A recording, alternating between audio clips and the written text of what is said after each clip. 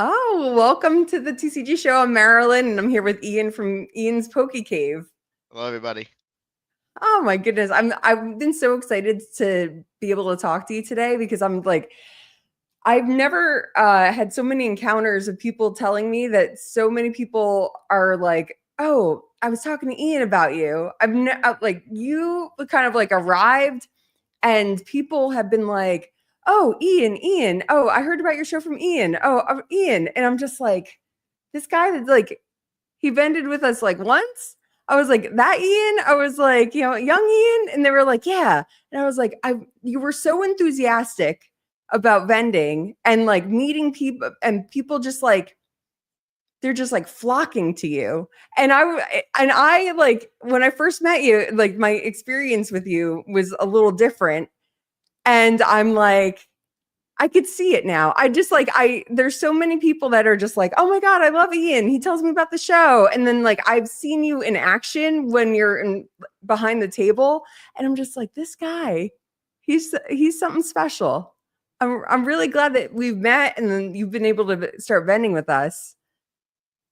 Yeah, so it's actually kind of funny because I was never even planning to get into any of this. My start in this whole thing came because I got injured in a basketball game and I couldn't play. But I've always kind of loved Pokemon. I have a custom artwork that my brother gave me for my 21st birthday. Um, and I feel like when I'm behind the table, and I'm doing and talking about things that I love, my enthusiasm comes through and my charisma comes through. Um, and I think it's very important that I kind of treat people as individuals. And it's not about the end goal for me. It's just, people can come up to my table and I don't want them to have to expect to either buy anything or sell me anything. I want them to come up and expect a really great conversation. And they're taking time out of their very busy days and their free time to come to your amazing show, which I love so much. And I think it's, the best one on the market. Uh, and so I All right, want you got a that. table. Yeah. Okay, fine. You have a table. and I want that to be, a really good experience for them. And so I also have been to your shows before I vended as a patron, not behind the table. And I know how I wanted to be treated when I went there. And so I did the same thing when I got behind the table. Yeah, when I wasn't sure how I was going to segue into how we first met. I think I think you were so you say that I'm like, so you say you were at I guess you were at the show before I ever met you. I think I met you at the Monroe show. I think you were vending. Oh my God. Yes, I remember. It was you and we were one or two other friends and you were vending and you were like, I just walked up to the table and you thought I was someone else and you were like, I sold that Squirtle. And I was like, great. I was like, this kid, I was like, you were so happy. You're like, I sold that Squirtle or whatever it was. And I was like, that's amazing. I just walked up to the table. I'd never seen you before in my life. And I was like, awesome. And then like, okay, I walk around the show, whatever. And you had this cardboard or like this poster board sign that said Ian's Poke Cave. And I was like, who like this has got to be his first show or something like that. But I thought it was so adorable. And I was making my rounds and I saw Kenny, and me and Kenny have always been very friendly. So I'm talking to Kenny a little bit and you come up to me and you're like, I want to bend. And you were like, very like, I want to bend at your show. And I'm like, back up. And then I don't remember. I think I had a show coming up, and you ended up getting on a table with Kenny, and you guys were like the most unlikely friend pair in my head. I was just like, because Kenny is so chill, and like he's just like he's just a chill guy. And then there's Ian, who's like, hey Marilyn, I really want a show. I want to really want to vend at your show, and it would be great if I could vend at a show. And I hope it's okay if I'm on a table with Kenny, and I'd like to vend at your show, and I'd like my own table. Is it okay? Do you think that it's okay if I vend at your show? And I was just like, Kenny, I'm gonna kill him. what's up? What's up with this guy? And now that I have a little more experience with some of the newer vendors, that's a lot of people. They want to know what's going on and how it's gonna go and what to expect and what are they gonna forget and how should they act. and it's just very exciting for people. And I realize that it's very exciting for them to be a part of what they love, or to have the experience of vending after going to a show, and now they kind of like, they need to me to tell them what to do, or I'm not really sure, but like, since then you've gotten behind the table a couple times at our shows, and you're a completely different person. You don't ever message me. That is untrue. Untrue. No, I'm not. I no, won't. I will not leak DMs, but that is no, untrue. no, but like you, but in the beginning it was, you were very enthusiastic, and I really, I could not wrap my head around you and Kenny being friends, because he's so chill, and like I'll talk to him like once at a show, and like once between, so he could be like, this is my table and this is whatever, and that was it. And then like, then Ian comes up, and I'm just like, wow, like they're a very unlikely friend couple. But now I completely get it. You guys are like, you're like opposites, but you're very similar. Yeah, we're yin and yang. So the way that I met Kenny was actually very interesting. Oh, The way that I met Kenny, the way that I met Kenny was I went to, I remember it. I went to a Woodbridge. It was the Woodbridge card show in the main ballroom. I don't remember the exact date, but it was before. It was, again, before I was a vendor. So we're talking before August. Um, and I went up to him, and I remember the exact trade because I still have the card up there. I had you don't wear it a. around your neck with like a Gengar I chain? wish, yeah. The only chain I ever wear is my little Mariner's chain. But Oh. I'm not one for flashy jewelry. But it was my Blastoise PSA 8 base set, and he got the better of me so badly. He got the better of me so badly. I traded him a PSA 8 Blastoise base set for like an Empoleon with like a Pokeball stamp on it, and a PSA 10 and an Entei V from Crown Zenith. And I remember I think we argued probably about 10 minutes over, can I keep the guard or not, that came around the little Empoleon card. And I did end up Really? winning. I ended up getting the guard, but he got the better of me there. And so fast forward, I traded information with him, and fast forward, we get to the Monroe Sports Center thing, and I grew up around that area. I played basketball there. I played AAU. I played CJ Entis, CJ Hawks. So I was familiar with that area, and I did the adult leagues. So I'm at the show, and lo and behold, the person behind me is Kenny, and so I remembered him. We started talking. Um, I I had him follow me on my new Instagram. I had my little cardboard sign. I actually have the picture pulled up of the cardboard sign. It looks like this. Me and my mom made it like a couple days before. Let me hold on one second. Buy I and gotta put it sell in the. in I Spokey gotta put Cave. it. Let me see if it'll. Yeah. So that's my little sign. And right behind me was Kenny. And so um instead of just trading Instagrams, I gave him my phone number, and we started texting. And my first big show actually happened to be at Woodbridge, and it was not with Kenny. It was with Bruno, who I met also at that show, but I saw again at the Monmouth Cards Trade Night. And after that show, I was like, oh man, this is a lot of fun. Then I started asking Kenny to split tables, and eventually, um, I just started asking her to hang out outside. We did a lot of table vending, and I kind of view myself as like the mom friend almost. So when Kenny forgets to pay, or when Kenny doesn't know when the schedule is, or when time the show is, or if Kenny needs tissues, or if he needs footers, I got him. I'm there. I'm ahead of time, and I get all that enthusiasm and I need to be 15 minutes ahead of this. I need to make sure 2 weeks out in advance that Marilyn knows that I'm coming on 9th, I'm coming on March 10th.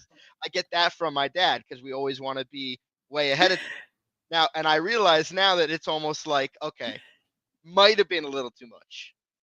But like you were saying, we get very enthusiastic about the things we like. Now that I've been doing it for a while, I kind of understand the mannerisms. I'm like, okay, I don't need to worry about getting a table. I just got to make sure the money's prepared. So when that email Right. out, snap. And if for some reason, I forget or something, I'm gonna get a DM from Marilyn saying, "Hey Ian, where the money at? Where the money at? I'm gonna get something like that. I there's got to be a group text going around somewhere saying that like Marilyn doesn't fuck with her money.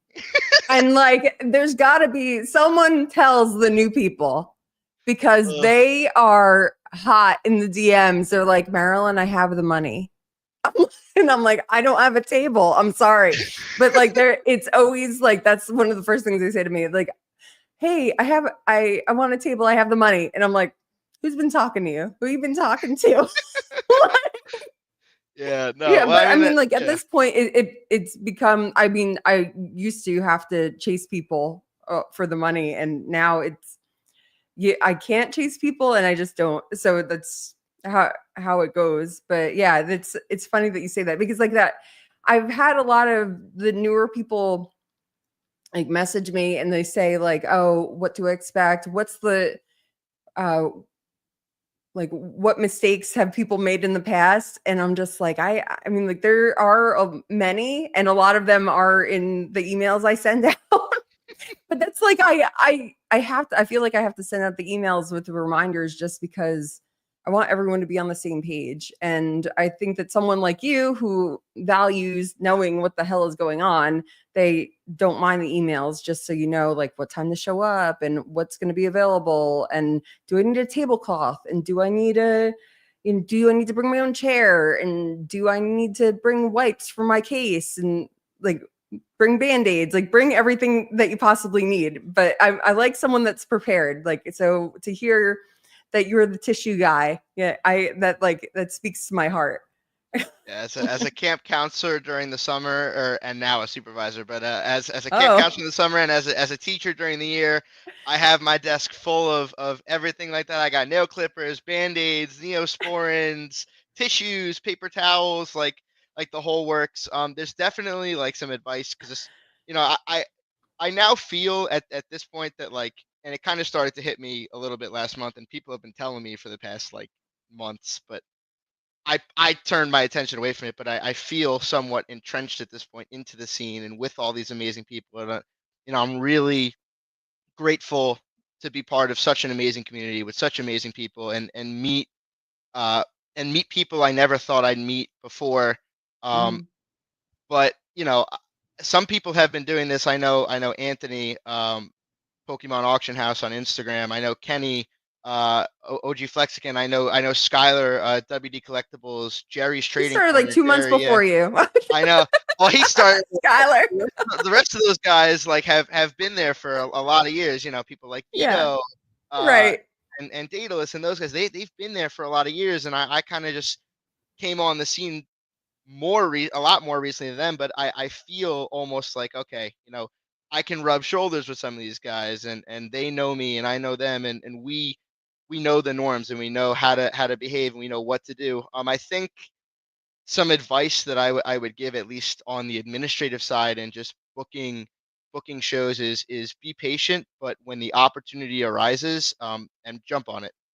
And Yeah. it's a lot harder it's a lot harder because some of these shows are so big now. Like your show is huge. The Woodbridge show, I know the second floor show, even though we were sweltering up there, it used to Ugh. not really ever sell out. All of a sudden, it sold out really quickly. And I checked because again, I do what I normally do. I pay ahead of time. So I paid ahead of time in February, February 2nd, like 2-3 weeks ahead of time, and all of a sudden, and I was hearing rumors and murmurs that the show was sold out and people couldn't get a table.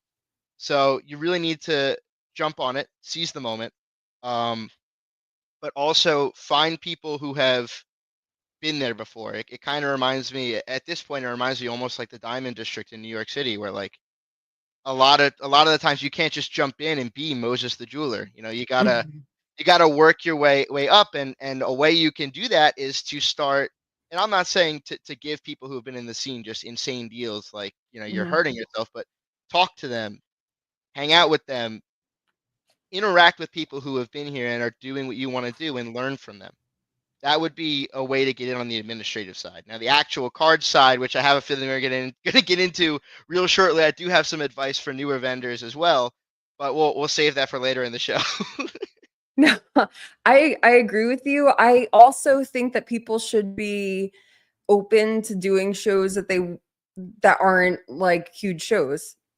although some people are like, oh yeah, just jump in and do Collecticon, but I also I think that there's a lot to be said that someone who will do the show, or at least my show, how I look at it is that if you're not willing to go into the smaller room, then I don't want you at all. Like I mean, like, not just then this that goes for people who have vended with me for like more than just one time, but someone who's brand new that I've never vended with me before, someone who's not willing to go not in the main room, then I don't I already know it's going to be a difficult time for me because not everything goes exactly how you want it to go every single time. And I might ask you to move, or might ask you to, like, hey, can you do, like, can you, instead of this 6-foot table, I got to do an 8-foot table, or an 8-foot table instead of 6-foot table, or I need you to be flexible. So if you're inflexible when it comes to your location of your table, then sometimes it might not work out. So these are just like a couple different things. And someone who is definitely like willing to do the mix show that I'm doing, I'm going to look at you when I have a spot in one of my bigger shows and say, this person was willing to do a very small mix show, and maybe I should give them a chance on doing one of my bigger shows rather than taking someone who has vended with me before but only wants in the main room. Like, me personally, it just, like, it just rubs me the wrong way. Mhm.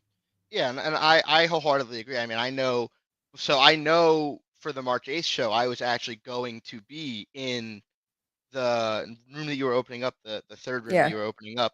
The only reason that I'm no longer going to be in that room is because Kenny wasn't going to be able to make it, and then it turned out he was able to make it. So when he wasn't able to make it, he's like, "Hey, Ian, do you want my table? Because I'm not going to be there." So I'm like, "Yeah, I was willing to do the third room, but yeah, I'll take it if it's available."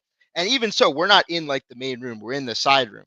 And listen, I'll take any room at this point. But as long as I get to be next to Kenny, I'll take any room. right. But because that's my ride or die. We're Dwayne Wade and LeBron James. But no, but in all seriousness, I'm like, okay, I'll take that table.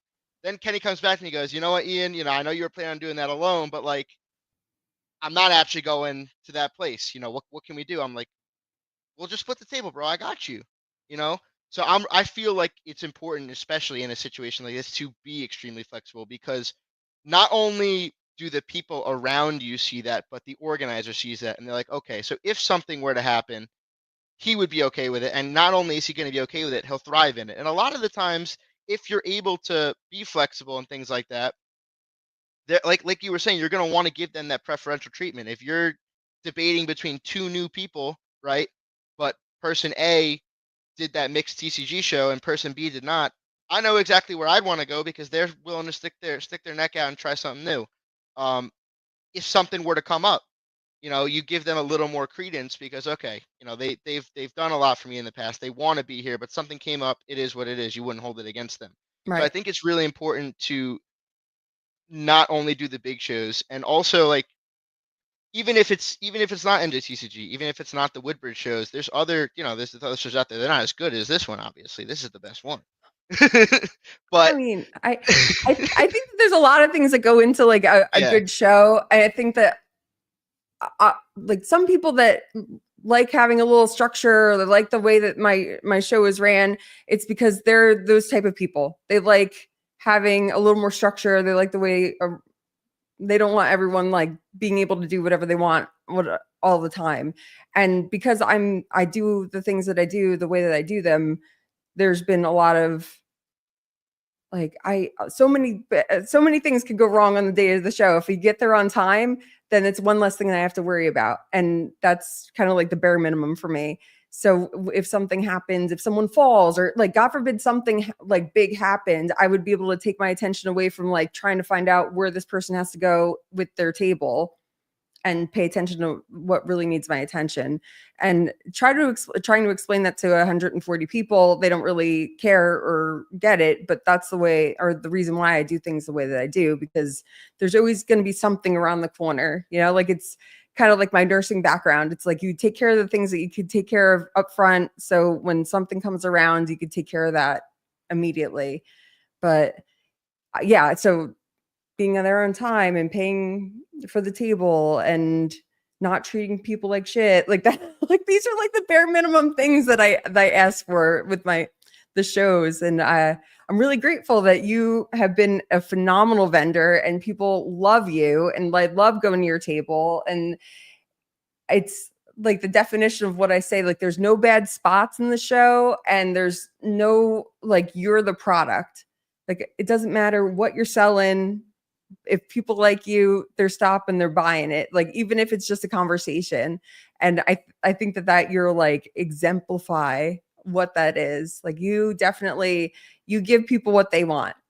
Like if it's a conversation, if it's just like talking shit or they buy cards from you. Like I think that you give a huge value to the show and I really, really appreciate you. Yeah, I mean, and you guys, you give a huge value to my life as well. I mean, I think back a year ago, I wasn't ever like the club type. So if you think about my weekends, it was I'm playing basketball or I'm playing video games, and now it's like I have shows booked out for the next like whole month pretty much on the weekends. You guys have given me things to do. You've let me meet such amazing people, and I'm really thankful to the amazing people that I've met during this and the people who reach out to me on Instagram.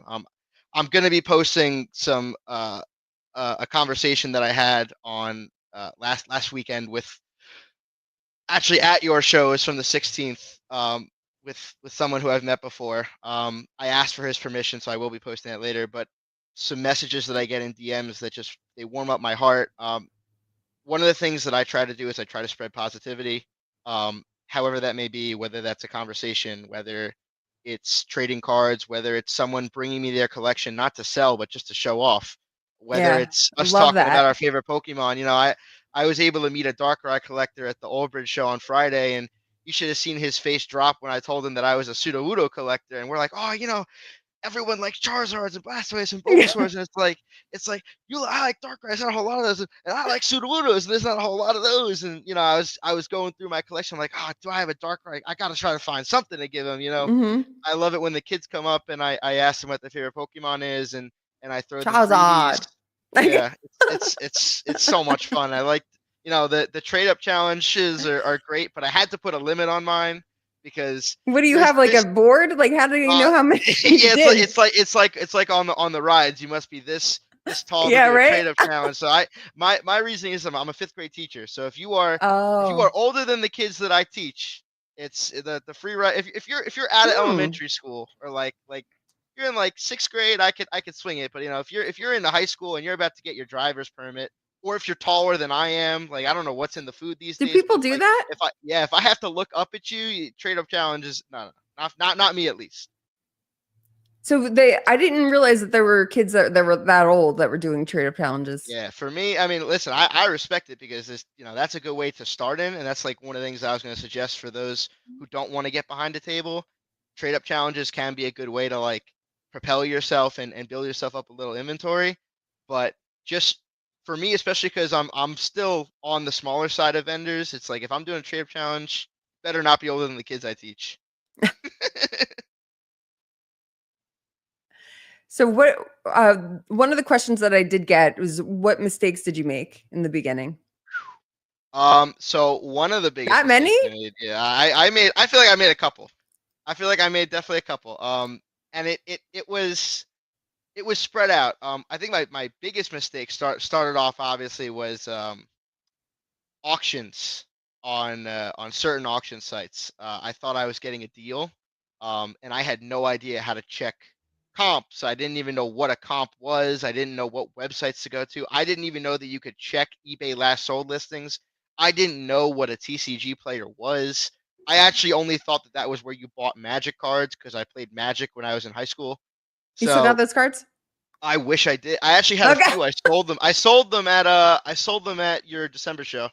Oh, I sold the really? last ones. Yeah, I gave a lot of them to my cousins, and they're gone. I had a Oh. bunch of planeswalkers. I really wish I kept them because they're worth a lot. I had a couple Oh. Jaces. But yeah, no, I would say definitely check your comps, and be wary of auctions. My dad gave me some good advice. He goes, when you're winning these auctions, you're bidding against a bunch of other people. So if you're winning, it must be because you're paying an amount that other people don't want to pay. Now, Mm, there are some times where you win an auction and it works out. I mean, I did it on a sports card and it turned out, with sports cards, it's a little different than Pokemon because sports cards, their value is tied to how they play. So if the player plays well, the value can go up. If the player plays poorly, or God forbid they blow out an Achilles, you don't have to worry about mm, Blastoise injuring his back, right? So I would say auctions were on certain websites were one of my biggest mistakes early. I know every vendor is most vendors are going to agree with me on this one, but CGC slabs are big old bricks. They are really hard to move. I traded really? down, yeah, I traded down into some CGC slabs because I thought, I see a 10 here, I see a 10 on PSA. They must be the same, right? Turns out that was not the case. Um, and so I learned that lesson the hard way. Um, Another one which this one I think depends entirely on what shows you vend. If you tend to do like massive shows like Collecticons, if you do a lot of so I know some New York shows are very, very big. If you do EC3s and things like that, it might be good for you to hold on to a lot of big slabs because people come in with a lot of money to spend, whether it's for YouTube. I know a lot of like Mm, streamers and big YouTube collectors, they go to those massive shows looking to drop like $30,000 on Pokemon cards. I know for me when I was walking in as a patron, that was not my MO. If I had to spend anything above like 300, I felt like what am I doing? Like this is $300.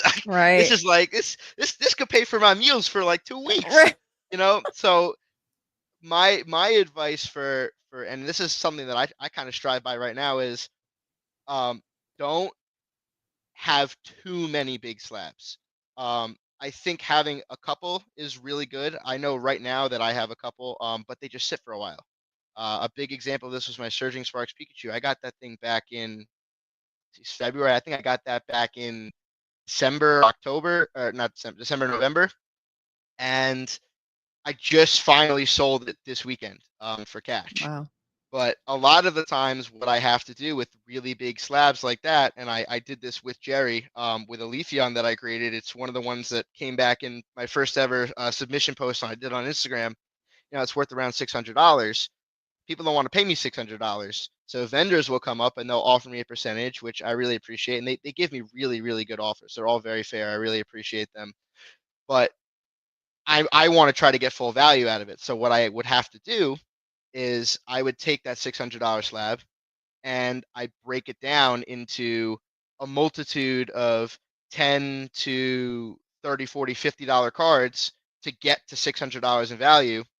And then when people come in with their $100 they're willing to spend, or 150, or even 20 to $50, I can then sell those cards. And instead of doing a big like home run hit, I'm plunking away at the ice a little bit at a time, Mhm. and that money is slowly starting to add up until I hit that $600. So I feel like having too many big cards, if you don't do the big shows, or if you don't do eBay selling, or you don't do whatnot, or you don't do streaming and you're strictly a show vendor, uh I would say having too many big cards is a mistake that I made. What is it classified as a big card? I would say anything like 400 to $500 plus, in my opinion. I know Mhm. big cards can differ or vary depending on the vendor. I know I said I sold a big card to one of my friends, and he's like, how much you sell it for? I'm like, dude, I sold it for $940. He's like, $940, that's it. I'm like, what are you talking about? That's like basically $1,000. That's like my salary. That's like one of my paychecks for like 2 weeks with a degree and a high paying job and a high paying Yeah. TC job. Like, what do you mean? He's like, nah, bro. I need to see like a couple $1,000s. I'm like, all right, man, my bad. Like, I even think like selling a $100 card is a lot, and they're like, nah, $500 plus. I'm like, all right, I guess. Are these But people who are vendors are saying that? yeah, they're all Oh. vendors.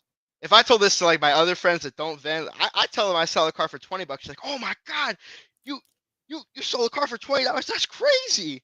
I'm like, it's not really that crazy. Like, oh, it's insane. Like, you can make money off that. I'm like, I'm not rich, guys. I'm not paying for the dinner. What do you say to someone who, goes to Target and cleans them out and then wants to flip it? What would you say to them?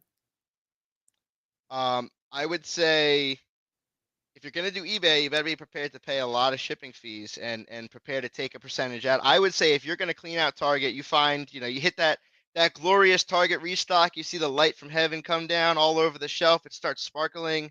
You're like, all right, time to grab all the prismatic, shove it in a cart. You grab that prismatic, find a card show, um, and find a vendor. Per- I would say preferably find a vendor that does whatnot streams or does streaming because they'll usually pay you a higher percentage. Not to say that other vendors won't. I know for certain sealed products, I pay pretty strong. I can pay anywhere up to like I've paid up to like 85%, 90% on some Pokemon Center ETBs because I just believe in them. But That's market or you're playing yeah, what do you're paying? Okay. of the market. Um, but I know a lot of the times the people who do rip and ships they'll pay a lot more, and I would go to one of those shows and I'd sell it to them because you don't have to deal with eBay fees, you don't have to deal with shipping, you don't have to deal with the issue of, oh, my package got lost in the mail and now you got to deal with a Mm, refund because I know a lot of UPS workers and FedEx workers, they goes missing, mm. and it's hard to prove how it went missing, and suddenly it ends up in somebody else's house. So I think going to a show is the best way to do it. You can try Facebook Marketplace as well. That's actually where I got my first start because I went to shows as a patron and I realized, okay, I can really only sell for 70% of the market for cash, or I can trade for 80% of the market. So what I would do on Facebook Marketplace is, well, if I can only make 70% cash of the market, I have to find a way to get these cards for less than that. So I would scour eBay, I'd scour Facebook Marketplace, I'd pick up as many deals as possible, and I slowly built my way up like that. Um, and I took big cards that I found because sometimes if you have more expensive cards, people will pay you a stronger percentage of the market depending on how expensive or how high end or how desirable the card is. And I would take that and split it up into lower tier cards, and I use that in quotation marks because I personally don't always go by price. My personal collection itself is much less expensive than the actual inventory that I sell at the shows Mm. because I like the little stuff. Like I was saying, I'm a pseudo Udo collector. I have like 20 different pseudo Udos. Um, but then you can take those littler cards, sell those off on Facebook Marketplace because they move a lot easier. And just like that, you've made some money and you repeat the process and you start to slowly build up a bankroll. What do you suggest someone needs for the very first show? Like supplies. Supply, I would say a sign. Yeah. Definitely a sign. You could be like me and make your own sign. Get your mom, get your girlfriend, get your brother, get your cousin, get your homeboys, whoever to help make a sign. What I will say is, if you're gonna do the NJ TCG show, please get like, get an actual sign. Don't do a handmade one. If you're No, getting one of well, I those, did say that to you. Like yeah, it was I before was you were getting told, your first. I said this is not New Jersey teacher, but people would know who you are. That's one thing. I always have the map and the list, and people want to know where table 55 is, 32. They want to know where these tables are if they don't know your name. And the only way they're going to know your name is if you have a sign or if you have a banner, if you have a tablecloth. You need something with your name on it. yeah, and they're not even that expensive. I mean, the one that I got, literally cost me $45. It's really good. I created it myself using Photo Room. You have to pay for that app, but they give you like I think a week or two of free trial. I just created my logo in there and then never paid for it ever again.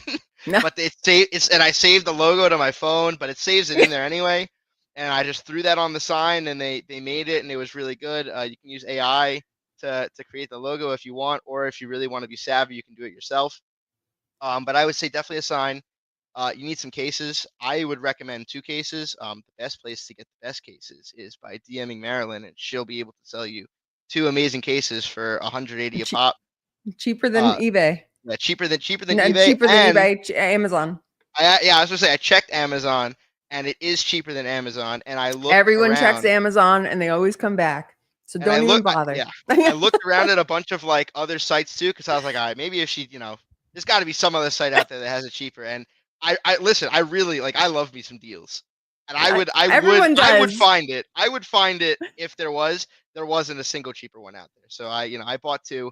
But if you did not want to start with cases like that of like higher quality, um, I don't really know why because the other ones usually break, but I started with the jersey, like a jersey case, just one, because I didn't know about I didn't even know about Marilyn at the time because I was doing a show where when I met her. So I had like a jersey case. I kind of got lucky because Amazon banged up the boxes and then tried to hide it, or whoever was Mm. delivering it. So I got a refund, so I got them for free. Um, the issue with those cases is they break really, really easily, and like the glass plastic thing caves in. I would get at least just one for Maryland if you don't want to ball out on a budget and get ball out and get two. I rent them Definitely a too. case. So Yeah, if you she don't rents have them as well. if you don't have it, if you're not sure if this is for you, you could always rent one. Yeah, definitely. I would say that you definitely need. I mean, as simple as it sounds, you need inventory. Um, you need to have inventory, and I think another big piece of advice is you need to have inventory that appeals to multiple people. It's Mhm. not good to only have high end card, in my opinion. Again, some people may disagree. Again, depends on the show, but I feel it's not good to only have high end cards at a lot of these shows. I also feel the other way. It's not good to only have low to mid end cards. You need to have a few higher end cards, a few cards that may be worth like anywhere from $80 to $100 if you want to have a slab. Slabs, we call those graded cards. You want to have a graded card worth around $100, or if you want to have a graded card on the much higher end. But I feel like you need a mix of both. Um, and I view those as like anchoring cards. So if I'm gonna have two cases, I'm gonna split up my cards. I'm gonna have one case with maybe 10 or 15 anchoring cards, and then I'm gonna have my second case with maybe I only have five anchoring cards in that, but it holds down those cases and it makes people want to look at both of them. So there's some high end cards here, some high end cards here. They're surrounded by some middle end cards, and I think it's really important for you to have a binder. That's I it. know That's it. I know some people really don't like looking in the cases. And if you were to stick like, and I just got this. It's funny. I just got this sense. If you were to stick this Reverum or this Varoom in a case, I'm thinking anything in that case has got to be at least $20. Right. This Varoom is like maybe $5 to $10. If you stick it in a binder, it's a lot less imposing.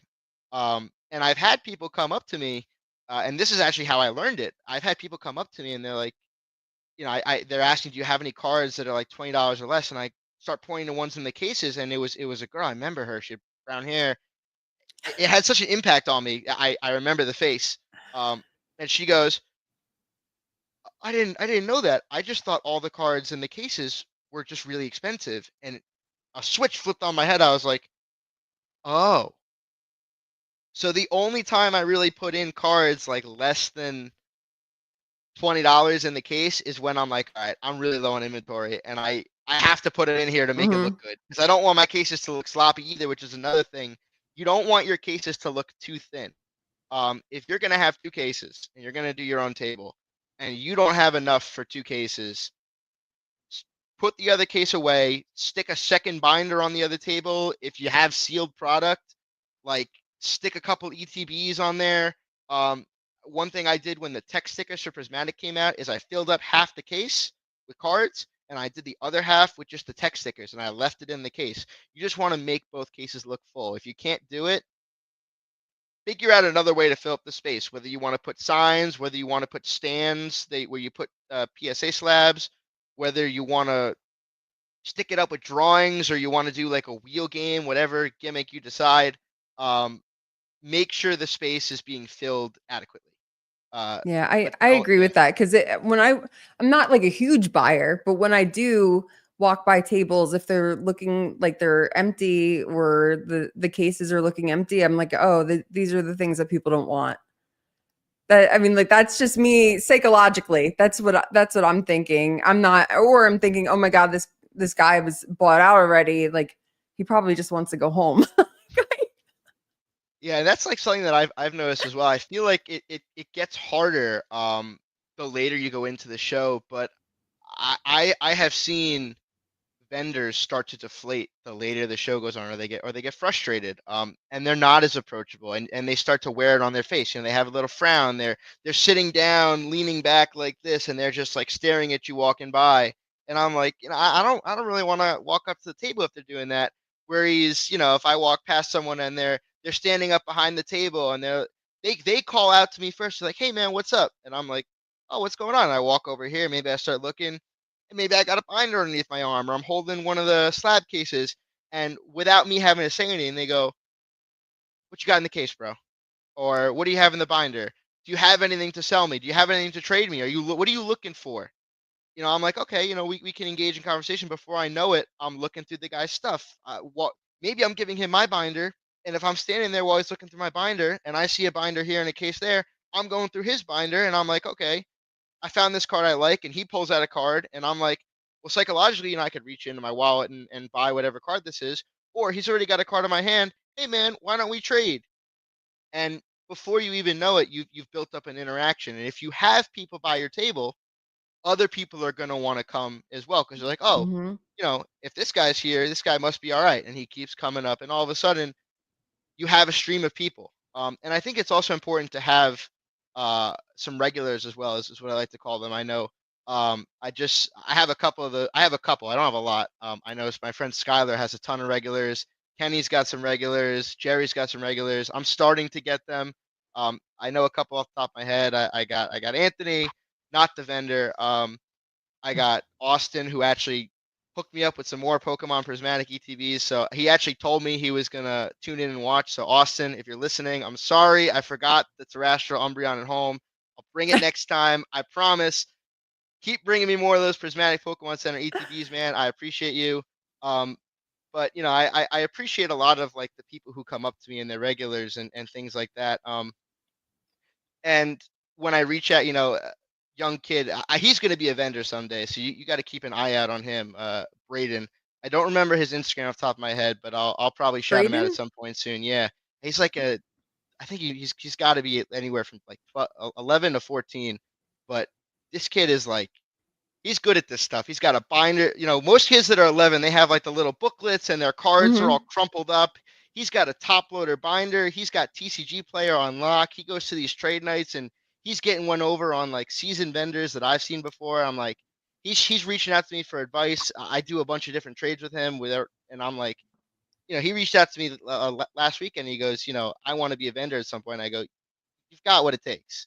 Um, so people like that, I'm just really excited to get to see all the time. And once you have that little community, it's a lot easier to go forward.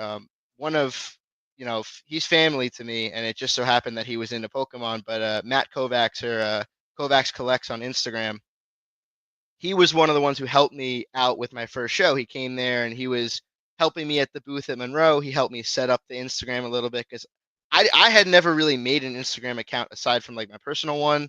Um, my brother was busy, so I couldn't ask him for help. So he helped me set up and do some AI imaging and stuff like that. So shout out to him. But like I have this amazing community of people, um, and I really wouldn't I feel like I wouldn't be here without them, but I also do know that part of it comes from me as well. It's the charisma that I put forward, the effort that I put forward, and you need to want it, and you need to love it, and you need to live it, and you need to treat people with respect. You need to treat people with interest, and you need to realize that without the other people, the people who come to the shows, the other vendors, the people who run the shows, we're nothing without those people. So, showing up on time. Screw showing up on time, showing up ahead of time. Show up 10 minutes early, 15 minutes early. My dad always tells me, he goes, Ian, if you're not showing up 15 minutes early, you're late. No matter how tired or how hungry you are or how thirsty you are, if you've been sweating up on the second floor of the Woodbridge for 6 hours at this point, you greet everybody with a smile and you ask how their day is going and you try to make things happen with them and you want to make them feel special. The people next to you, it's important to interact. If you can't get a deal with somebody or they come up and say, hey, do you have this card? And you don't have that card. And you look to the person you're splitting the table with and you know that they don't have that card. The person who's sitting next to you, if you know that they have that card because you've been sitting next to them for 4 hours, throw them their way. Be like, hey, you know what? I do know someone who has that card, and throw them to the table next to you. Because one, you know you don't have it, so it's not hurting you. Yeah. Two, it's only going to help the person next to you, and then they're going to be more inclined to do the same thing after. And then after the Right. show, they're probably going to exchange Instagrams with you, and then you're going to be talking. And then maybe the next time you're at a show, they may not be next to you, but if they know your inventory, they might send you someone across the room. I know my friend Ahmed, Shadow Strike Collectibles. He's awesome with that. He knows I'm looking for something. He'll go through the show with his partner watching the table, and he'll drag someone by the arm, and they're like, Ian, I know you have this. This guy wants this. Go make a deal happen. And I'm like, oh man, thank you. So if I have the opportunity to do that for him, I'm doing it for him too. I It's saw it's a Ahmed community where we yesterday. love each other. He Yeah. Ahmed loves you. He came into the store yesterday. I saw him. He's great. He's another like enthusiastic new vendor, and like it's really great to meet people when they're just starting out, or they're wanting to vend, or they're like on the cusp of vendings, or and they might not have a lot of inventory, or they're building inventory, and like you said earlier, that when people want to show you their stuff, it's just like it always like it feels like an honor, like to me at least, like when someone wants to show me like what they're proud of. I'm like, that's awesome. Like if someone's coming out of the show and they want to show me what they got, I'm like, that's so nice. And it means a lot to me, and it means a lot to them, because they're like excited that they just got this thing, and maybe outside of the show no one's going to appreciate it the way that we're going to appreciate it. So I think that's the community part is so important. And you mentioned the way that you treat people, and the way that, because you never know who's going to be at your table. Like you don't know, like you might, like if you treat someone poorly, someone sees you treating someone poorly, then they don't want to deal with you. Like I was at a show once, and a guy was trying to get people to sign up for some online casino, and it was so weird. It was one of the other shows, and I was looking through his stuff, and I was thinking about buying some stuff. I was kind of looking at it, whatever, and this woman came up with her kid, and the kid saw these Sea and Sky boxes, and he was like, "Oh, how much for the boxes?" He goes, "Actually, I'm not selling those. Is if your mom here, your dad here?" And he's like, "Oh yeah, my mom's right here." So he's like, "You could sign up for this online casino, and if you sign up for this online casino, I'll give you a Sea and Sky box." What? And I was like, "Are you fucking kidding me right now?" I was, and Out of your like, mind? I was, I was just so turned off by it. I just like dropped what I had, like, just like, and I was just like, I said to the woman, I was like, "Do not sign up for any of this bullshit." And we both just walked away from the table. And I know who that guy. I've seen that guy. And if he comes and tries to vend the show, absolutely fucking not. I mean, like, are you kidding me? Like, it's a card show, man. Like, what you do, like, that's between you and whatever. But I mean, like, are you serious? Like, it was such a turn off. I mean, like, people gamble, whatever, but like it's a card show. Like, what are you doing? Yeah, especially I, advertising it where in like a room that's, you know, Pokemon's for all ages at this point, which right, I feel like we've all come to understand, but it was originally geared towards younger children and right, younger audiences. So you're going to be promoting gambling to younger audiences, and you're not even giving the kid an option to buy it. right. Not that the promoting the gambling thing is good, by the way, but you're not even Right. giving I kids mean, the like, option to buy it. Like the we gateway opened is to sign hacks up for for it. gambling a little bit, like Yeah, there's a little bit of gambling in all of what we're doing. But I mean, like, hey, sign up for this online casino game. And I was just like, it just gave me the ick. I was like, oh, it was not good. Not NJTCG show. yeah, exactly. Well, it's not gambling opening packs if you're Matt Kovacs because he pulls everything, but it's also not gambling if Mm, you're me because I have never ever once pulled the chase card ever. never? No, never. Not Where'd you once. get the So Pikachu? You didn't pull the Pikachu? I had to buy, I had to trade for it. Ah. I've never pulled the top chase card on any set, so we're gonna try changing that today. No. Are you really? We're gonna try changing that today. We're gonna see if I You're can just pull the opening right Pikachu. now? Yeah, we'll keep the podcast going, but I'll have some packs down here in the background, and Now, if I pull anything good, I'll Let's make sure to let's do show the it. camera. Let's do a pack battle. I'm like, I will do a pack don't, battle. I'm I like, got a don't make Sterling me. Sparks I'm ETB. like, I'm, I didn't I'm inform you of this I'm ahead of like, time. we're not. I No, was you getting didn't. surprised. But like, there's a ton of packs right next to me. But like, I'm also like, this. I don't promote gambling. You wanted to open some packs. I too don't promote gambling, but it's different. It's opening packs, and we're gonna try to change some fates here. I The only got one 9 losing is packs. us, right? Yeah, okay. Don't You got nine. listen, All if right. So someone were how? to ask me like, hey, if I have this sealed product, what should I do with it? Sell it or keep it? My reaction is always sell it, or at least keep it sealed until it appreciates. Um, but since I got these, oh, see, this is unfair because the hit rate in Crown Zenith is so much better. Well, that's the only packs I like to open. That's Well, that's fair. do you know the story of me with the Pikachu? No, I don't. Oh, well, You guys have to tell me. it's This is the time where you tell me. it's like a good story and it's a bad story. I kind of feel bad telling the story because okay, so I open one ETB and I get nothing. I'm sitting on the couch. My husband like he's like working, not really paying attention, and I'm like, oh, I got a Pikachu, and he goes, oh, cool, and I didn't think it was anything, so I threw it in the rest of the bulk, and it sat on the table for 3 weeks. And I traveled for work and I was away and no one's paying attention to this bulk that's on the table. And Rob comes home and he's just like, I'm just going to sort through this bulk. So he's looking through it and he goes, Marilyn, you got the Pikachu. And I'm like, yeah. He's like, it's the fucking Pikachu.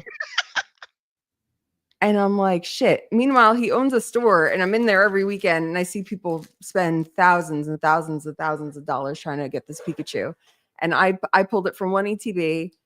It was sat on the table for 3 weeks and then we graded it and it was a 10. That's insane. Insanity. Yeah. I would say the closest I ever got to that was, and I wish I never did this, but I bought like 4 or 5 Lost Origin ETBs back when they were like $160 back in the good old days. You could just go on Pokemon Center and buy some ETBs. Because I wanted to try my hand at Pokemon investing.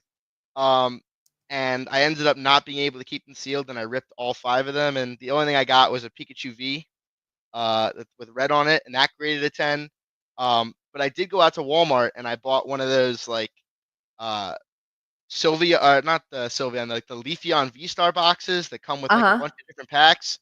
In that same box, it had a couple Lost Origin packs and an Astro Radiance pack. And I pulled the Misty Starmie. That was a pull, and then I also pulled the Yeah. Aerodactyl in that same box.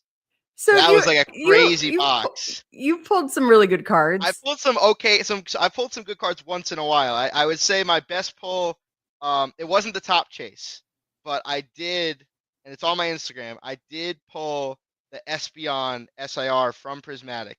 Now it came out of the pack like really bad looking.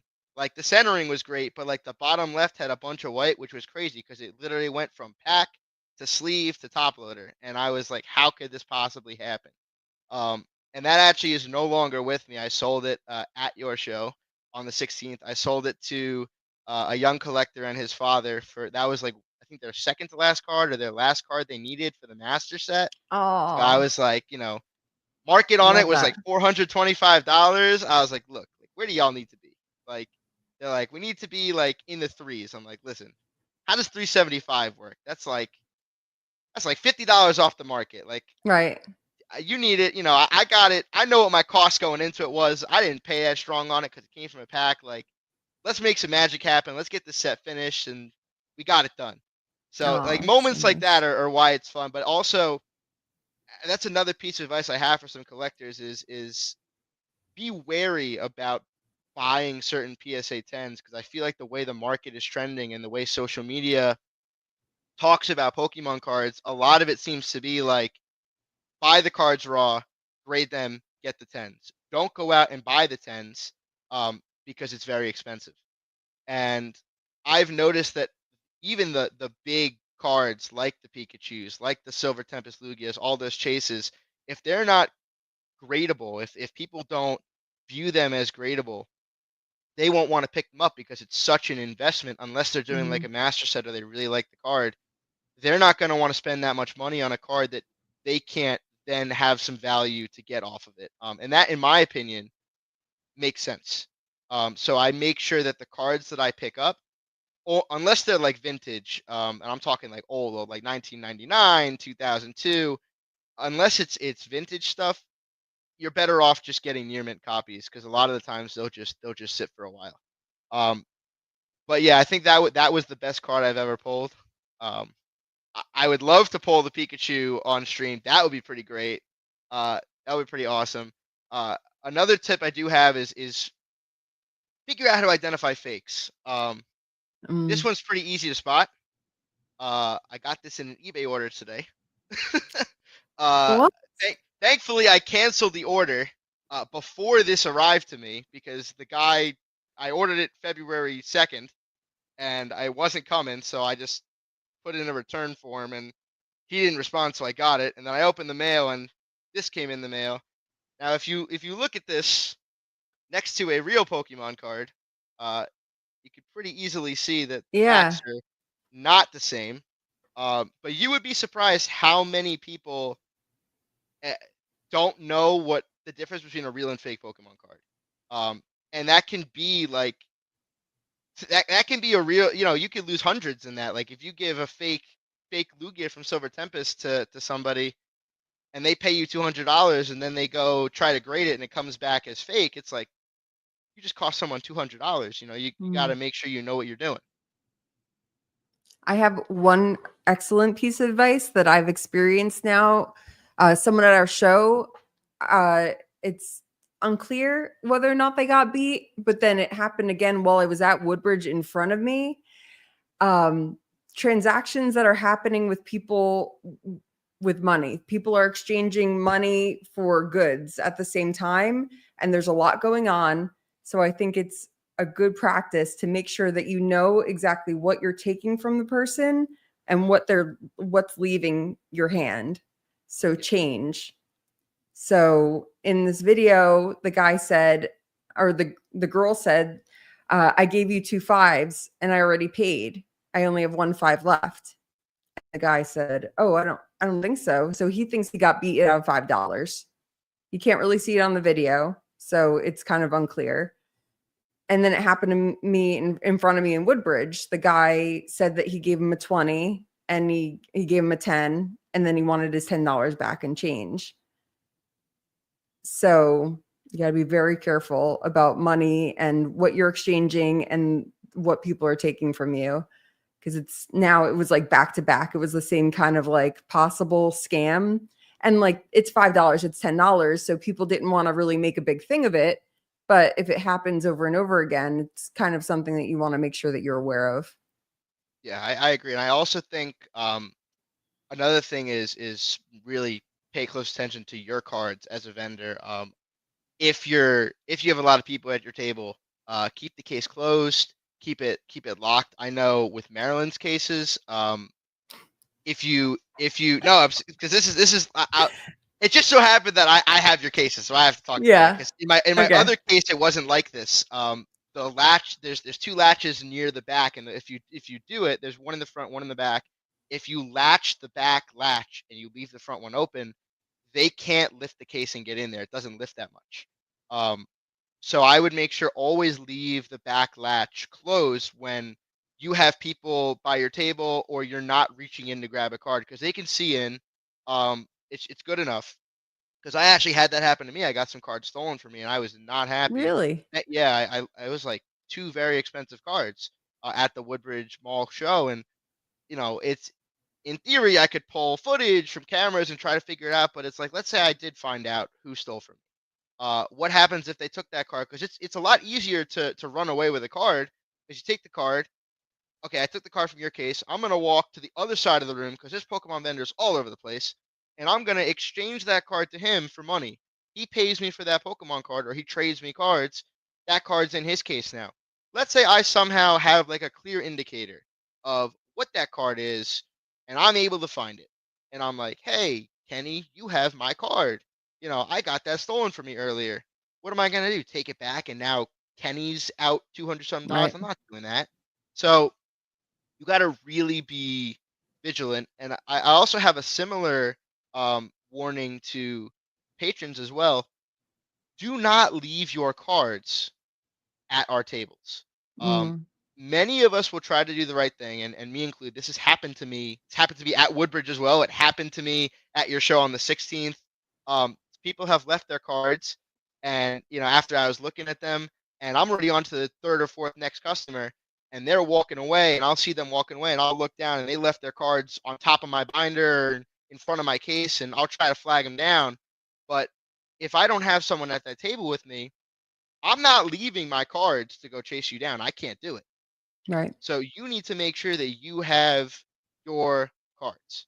It is not our responsibility at the end of the day.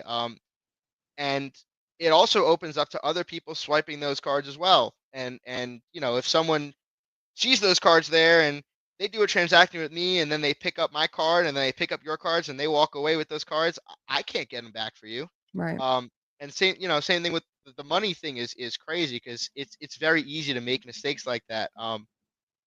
And scams are becoming more prevalent nowadays. You have the toll scams through your phone. My dad said What's something really that? interesting. There's like a scam going around where they'll send you a text, and I actually got that text. I didn't respond to it. It'll say you have unpaid tolls. Click this link to pay your tolls, otherwise you're going to get fined or whatever. And if you click the link, they ask you for some sensitive information, and they steal money from you. Uh, the way I saw that text, and I was immediately like, you know what? If I miss some tolls, they're gonna have to send me a letter, Right. and I'll pay it that way because I'm not clicking that link. But a lot of people click that link, and it got a lot of people. Um, so definitely make sure you have um, that you have an awareness of what's going on around your table. It's much easier when you have someone at your table to split a table with because you have two sets of eyes in theory. You have the ability to get up and leave, go to the bathroom, walk around, try to do some deals that way with someone watching your stuff. But in the end of the day, it all falls on you. And you need to make sure that you're looking alive. You're doing everything that you can to make sure your inventory is safe. You need to make sure that you're getting the right money. You need to pay attention. If you feel like you're not getting the right money, or you feel like someone is trying to do that, challenge them on it. Don't just immediately go, oh, you know what, you're right. Call someone over or call an event organizer over and be like, this is a dispute we're having. I think this happened. They think this happened. A lot of the times they'll kind of back off if they feel like they're being challenged. Yeah, I fully am okay with someone calling me and saying like, "Marilyn, can you help us with this?" Or look at the footage because the guy that it happened to at the show, like it felt like too much trouble, I guess, to roll back the footage for $5 or whatever. And like I get that, but it's also if you're gonna walk away from it and be like feel like defeated by someone beating you, like maybe it's worth it. Like Yeah, I told him, I said $5 is $5. If someone tries to skip in on admission, I get pissed. yeah, Like because like they're trying to beat you. And I yeah. mean, like it's just shitty. It also sets a precedent too because Right. okay, so they get away with it for $5 here. Right. Maybe they go to the next table, they try it with $10. They get away with $10 here. Let's go for $20. Let's go for $50. Let's go for $100. Figure out where the limit is. Right. Um, and also, if let's say someone skips, they try to skip out of the line and get in your show for free. If I'm someone who goes under that line and I'm waiting there and I'm paying my $5 like I'm supposed to do, and I see somebody skipping ahead and getting for free, I'm like, well, fuck that guy. I'm gonna try that next time, and then it Right. it, it, it builds up, and all of a sudden you got 10, 20 people going in for free. You just lost, $200, Right. $2,500, and that's $250, and that's a lot. Right. Yeah. It's not I it's not know. fair. I mean, some people are just shitty. I mean, like it's like I've come to realize that like you could try and do the best thing or try and support people in the best ways, and sometimes they just don't like they don't think the rules apply to them, or they think that they're above certain things, like they don't want to pay because they know a vendor or they used to be Yeah, a vendor or something like that. I mean, like you vended with me once a year and a half ago. I mean, or they met me once and now we're friends and now you never have to pay. I see lots of things. at the front. And like Yeah, you I mean say that like again. I mean like I'm friendly and and sometimes it hurts me. You Yeah, know? that's burned me in the past too, plenty of times. Yeah. I'm too friendly, and then people are like, oh, we could take advantage of Ian. Right, He's right. doing this too many times. Let's see if we can wring out of him. And eventually, like, even I am like, all right, this is enough, yo. Like, you gotta Yeah. go. And I've told that to some people, and they're like, oh, we're gonna come in, we're gonna help you, Ven, we're gonna help you with your table and stuff like that. And then they come in for 5 minutes, they like say hi to me, and they're walking around at the show, and I'm like, what did you show up here for? Like, you just trying to get into the show and do this is at Monroe, and I was Well, like, that's why I don't you let people can't, jump on yeah, people's share. exactly. And I was like, I never don't. I again. mean, You like that. can't do this. I mean, like everyone knows why. I mean, like no one reading that statement saying that no, you cannot have someone jump on your table and thought, oh yeah, Marilyn's a bitch. Like, I mean, like if if that was your thought process, like maybe you should like reevaluate because I mean, like we all know what you're doing. You Yeah. and your buddy, he's throwing 2 slabs on your table. And now he's vending, and he gets to walk around for 6 hours and buy things. No, I'm not stupid. Like we can't do things like that.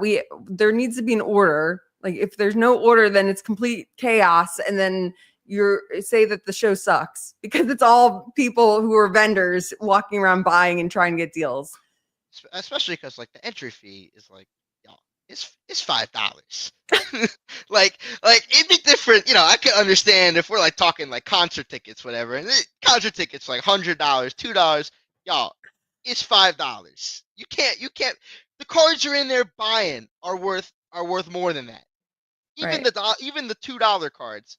Y'all know that we're charging $5. I know that I'm charging $5 because with shipping and tax and everything like that, I know people are charging $10 some of those cards. If you're gonna come in and drop $100 on a Psyduck, you better be ready to pay $5, and you better coin flip someone for that other $5 because you're not getting my Psyduck for less than 100.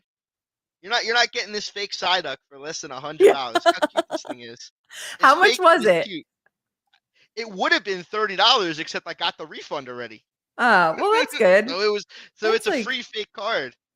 I'm not. It's not going anywhere near my trade binder at all because I'm not making a mistake of accidentally sending that. It's not going anywhere near my stuff. But I wanted to use it as like an example of mhm. how to spot the differences. These cards are going in the trade binder. They came in today, so I actually paid $3 for this one. So a tenth of what I paid for the what I would have paid for the fake card. Um, but yeah, I don't understand why people can't just pay the $5. And again, it's different if because Matt Kovacs will do this with me all the time, and he'll come for the VIP or he'll come for the normal one, and he'll pay every single time. And everyone knows Matt Kovacs at all these shows. They always come up to me and say, "Yeah, Matt's here," and I'm like, "How you know Matt was here?" And then he comes up to Who's me that? last. I wish I knew Matt was. Big, big, big. I'm talking like bigger than me. Big Oh dude, yeah, like strong big dude, red shoulder hair. guy. Yeah, big Yeah, yeah, shoulders, okay. loud. Yeah, Yeah, yeah. that's Matt. Yeah, yeah. I So know who he is. you know him Okay. once. Yeah, everybody knows Matt. So Matt will come up and he'll be like, "Oh yeah, I was just visiting a bunch of these other people, and I bought all these cards." I'm like, "When are you gonna come to my table and buy?"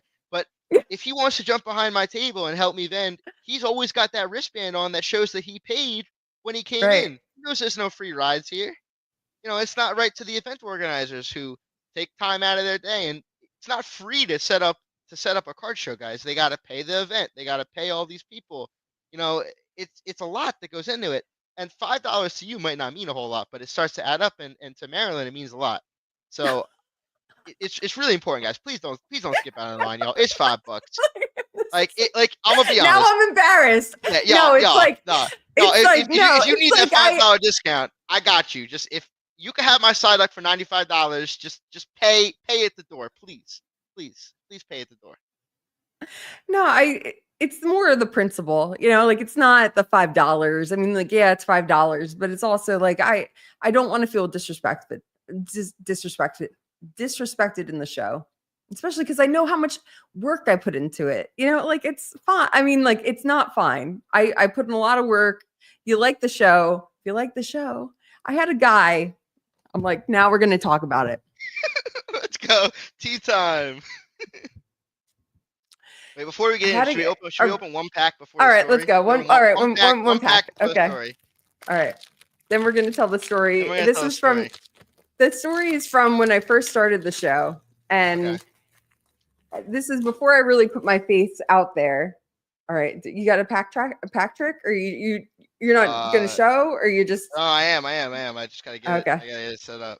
okay. Blood red energy. I got yellow. I'm always like so bad with the pack tricks because I usually don't open packs. I want to watch you, so I can't let you open Oh, this is a mine. cute. See. I Oh, like this. cuties. Like Yeah. I would keep. I am gonna keep this card. It's like it's a non-hollow, like probably like 2 cent card. I'm keeping that. It's going in the personal collection because it's cute. Oh, it's a bell.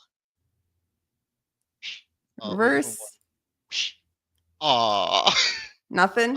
I have a big. Wait, I gotta see if I. Where is it? I have a big. I have a big bag of like Mm-hmm. bulk cards.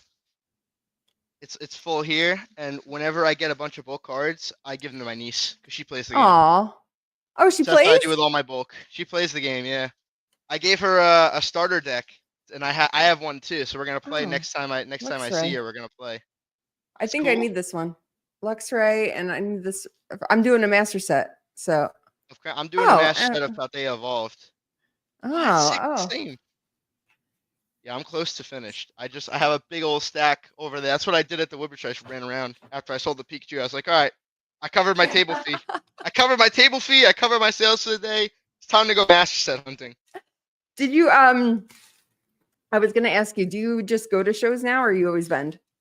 I feel like I always vend because I feel like when I go there, I want to be buying it like a percentage, Mm-hmm. 'cause it makes sense. And I probably could like I've been to enough shows now to where like I could probably buy it like the 85%, 90% type thing. Mm-hmm. Um, because they know that I'll always get them back at a later show. You scratch my back, I'll scratch yours type thing. Mm-hmm. But it was very funny. My first ever time going to like a decently sized card show. It was yours. It was the one This is in like the hype Marilyn yeah. show. Like It this was the really, one this in is like yeah. just like tell Marilyn how great everything is. Listen, I've told you that I think you and Eric are like top tier. Like you and the Wood, because I those are the shows I go to all the time But for a have you ever reason. done any They're other show? top tier. I mean, like Yeah, I mean, you've I done have. okay. I do our cards and collectibles. Their Friday night show every time. I love Steven. Steven's awesome. He's the boy. Shout out him. But I am actually this weekend. I'm doing the Morris County Card Show for the first time, so that's going to be an experience for me. And I was going to tell people later on, but I'm attempting to do Collecticon this year, in the summer. Very It's going to be nice. my first like massive show, so I'm really excited for that. But yeah, those are the big ones. But I went there not as a vendor. I went there as a patron. And I was like, you know what? I'm gonna do what I do on Facebook Marketplace, where I go, I ask them, if I'm gonna sell for 70%, I'm gonna ask them for 50%.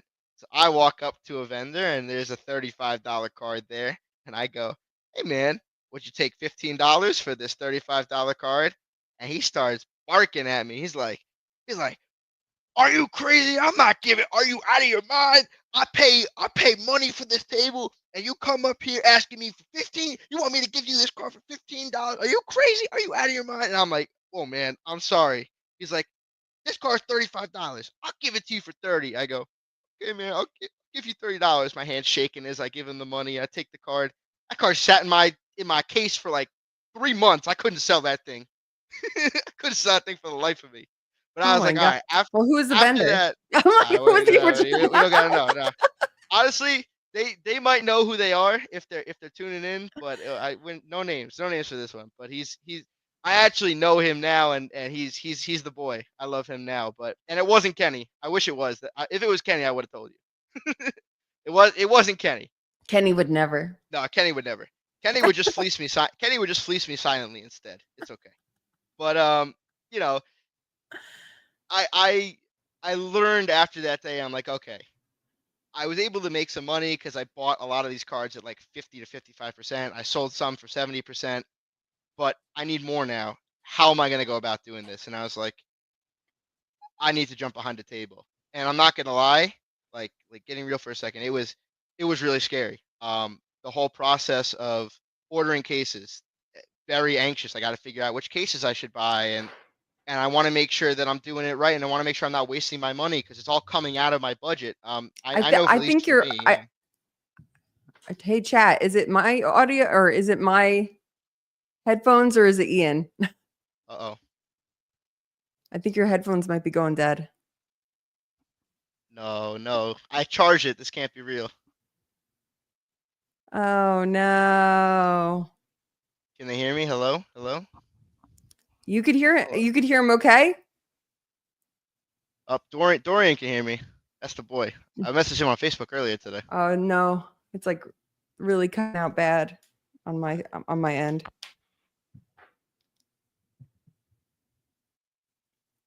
You could hear both? Well, then maybe it's my Yeah, people are saying they maybe can it's hear us me. both. Hold on. I have nothing in my ears right now, so oh man, this is not good. Can I be heard? Hello, hello? Testing, testing. 1, 2, 3.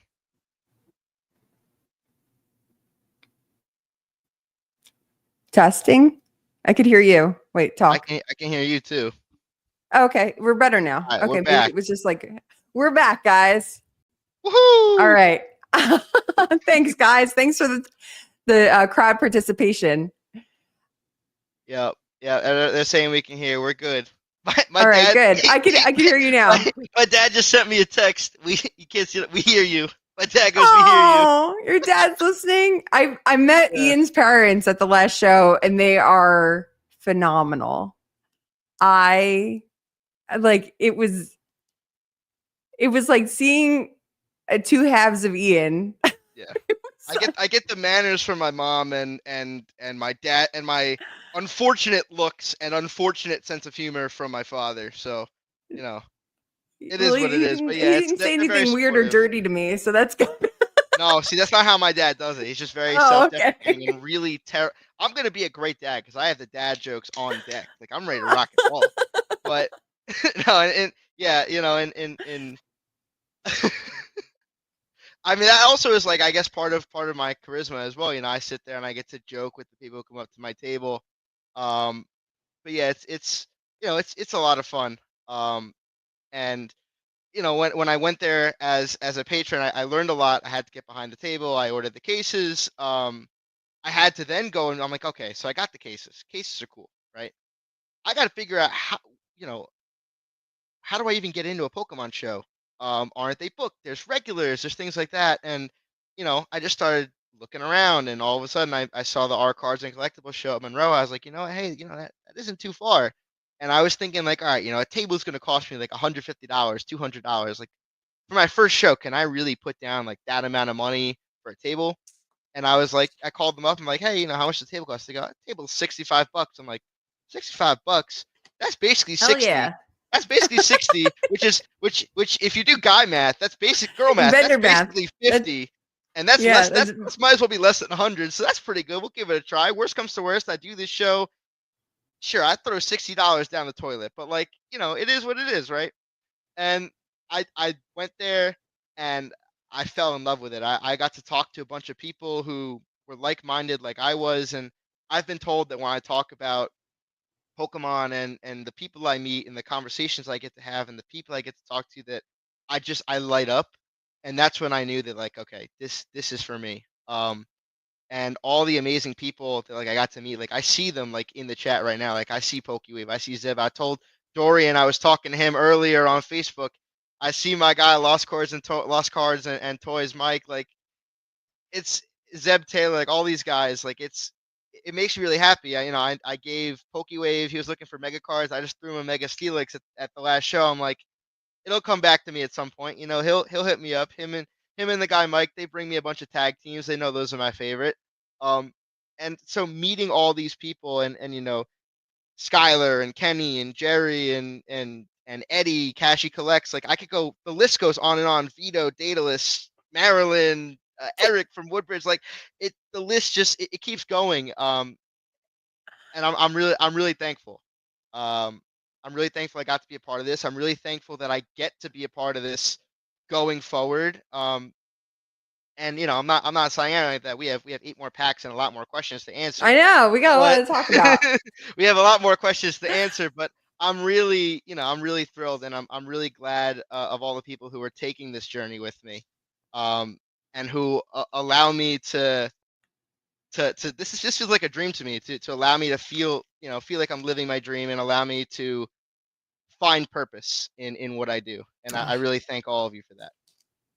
I mean, like I am very extremely touched by what you just said because I feel that. Like I definitely I mean like I think that starting the shows is something that I it was just a little like something to get myself involved with my husband's business, and I did not expect to get the fulfillment that I get from the shows. It's I meet people that I would have never met, and I get to experience like life in a different kind of way, and which sounds like very deep and weird, but I take it very seriously. I take like what I do and the connections that people are able to make within the show very seriously because it's important. It's important to a lot of people, and um, just seeing people be able to connect with people and be able to like really just talk about what they love.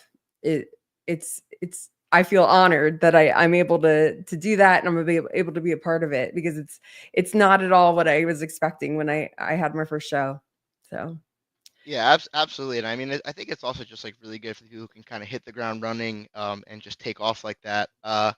I feel like that kind of just happened to me. Like I got thrown into it. And honestly, I got kind of like handheld into it. A really really big shout out to Kenny. And also, yeah, I'm not sure I yeah, if it wasn't many for people would Kenny, know you me wouldn't be without getting my him. show. Yeah, I was thinking about that actually when I got the email saying, like, if you get this email, you're in for the next show. And I'm like, damn, like I don't have to wait for Kenny to get into the shows anymore. Like I know that I have a table there at this point. Yeah.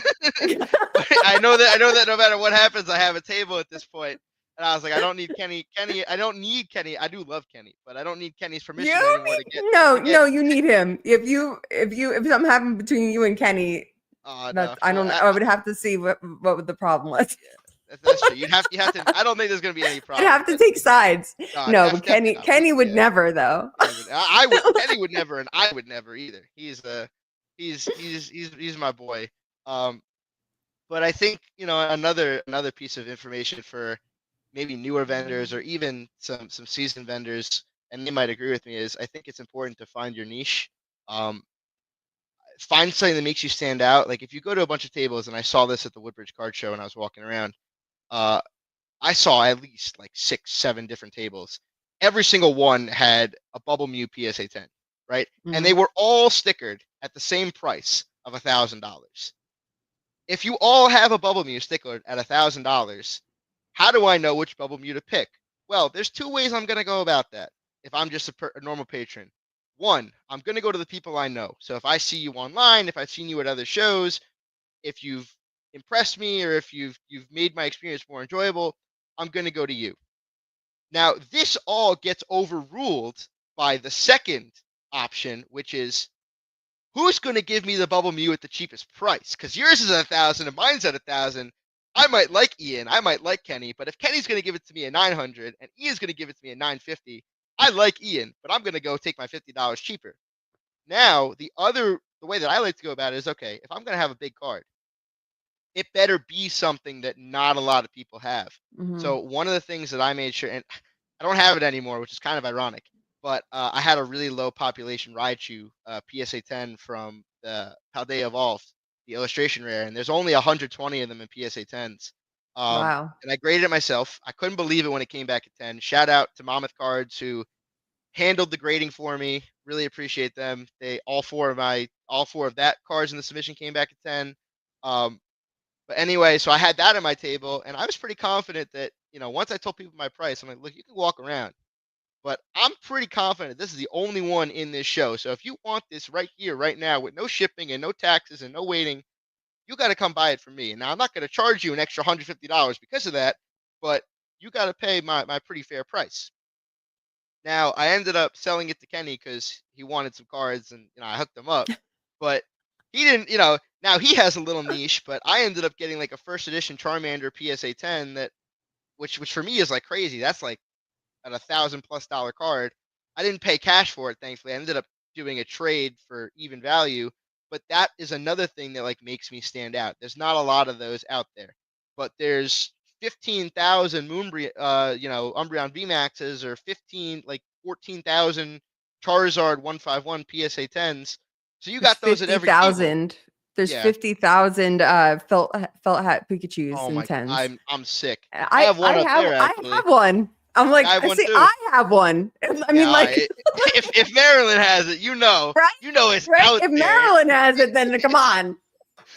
I mean, Maryland's got it. really, that no. I mean, Maryland's got a. I got a Pikachu from Searching Sparks. You might as well just throw it in the garbage because Those, Maryland's got it. no, no, It's no. like, Those are in a 10. Those I checked it because those are only like 720 of those, I uh, think, in a 10. what? Yeah, yeah. That's It's it? not. It hasn't even No broke the way. 1,000. Yeah, last No, time I I've checked. seen 1,000 at the shows. I mean, like, it's got to be like the same one goes to Oh, case. Then, maybe. Honestly, maybe they do the same thing with the like Shadowless Charizard PSA 10s. Like, I think uh there's only like, I don't know the exact population, but there's only like 20 something of them, and they all just get passed around. It's pretty wild. wow, that is wild. Like, I thought there were more than that. Well, I guess I'm just lucky. No, I Or you're just the goat. Listen, I keep telling you, you're the no, goat. no, I know. I really truly feel like I'm the luckiest person ever lived. So when I started liking Chansey, and then I found out that they had the lucky egg, I thought it was hilarious because I don't eat eggs. I don't like eggs, any texture, any taste, any like omelets, anything eggs, hard boiled, anything. Anyway, I don't like eggs. Um, but for Chansey to have an egg, I think that was hilarious and it's a lucky egg. And like I always like I say I'd rather be lucky than good, and that's why I have a horseshoe necklace. Oh, that's awesome. And and um and Chansey's a nurse. So I always I identify as a Chansey. I thought that was funny. Yeah, actually, I at your don't last and show, somebody came up to me and their either their friend or girlfriend with them. She was a nurse, and I sold them a card. It was like a $5 card, and uh-huh. the girl was looking at the chance. She goes, "Oh, it's so cute." And she's like, I'm like, "What do you?" We just started talking about our job. She's like, Yeah, "Oh, I'm a yeah. nurse, and that's the nursing Pokemon." And they were like, "How much is it?" I'm like, "It's $5." They're like, "Oh, okay, maybe we'll get it next time." And I'm like, "You're a nurse, right?" She's like, "Yeah." I'm like, "Here, just take it. Like, you guys deserve it." And so you Yeah. should have seen You're doing God's work. her Yeah. eyes light up when I gave her that card. And what it cost me, like, first of all, that card didn't cost me $5, right? That card probably cost me a buck or two. So for a dollar or two, out of my pocket, is it worth seeing someone's reaction like Right. that?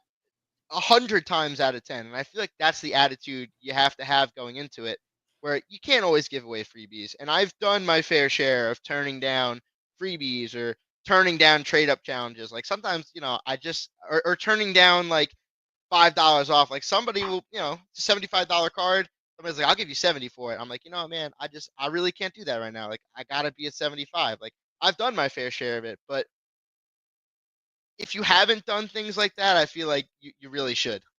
It's really nice to see the reaction on some people, and it makes my day. And I feel like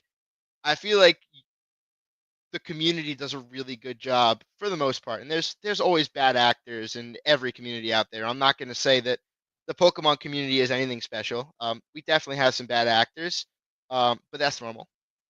Um, but I feel like we do a really, really good job of bringing out the best in people and showing the best that humanity has to offer and the best that our community has to offer, and just making it a really positive place. And I feel like that's one of the reason that these shows are so successful, is because people want to come back. If you have a terrible experience, you don't want to come back. When I go to restaurants and I have crappy experiences, I don't want to go back, especially because I had to pay my money to go there. It So if I was more than if I $5. yeah, and it was more than $5, and it's the same thing here. I am just spending $5 or $10 if Mhm. you go in the VIP. But if I'm spending $5 or $10, I'm taking like 6 hours out of my day sometimes, or 3, 4 hours out of my day. So I'm paying it in time. If I'm taking 4 hours to walk around your show, and I see a lot of people with frowny faces, or I'm going up to a card and I know how to look up comps, and this guy's charging me $50 over market for a card, and I can't. And I'm like, all right, I can't do this. And then I go to the event organizer, and they're like, what are you doing here? Or they're like walking with their head down, like, you know. And I'm just like, I don't feel respected. I don't feel loved here, and everyone's just an air of negativity. I'm not coming back here.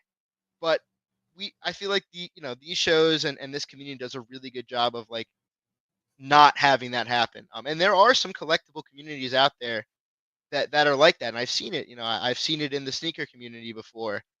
That's one of the reasons I never got into You're a sneakers, sneaker. because I'm like, you're a I was sneaker so guy? scared. No, I was so scared. I own like, let me see. I own these. These are the shoes that I've been starting to wear.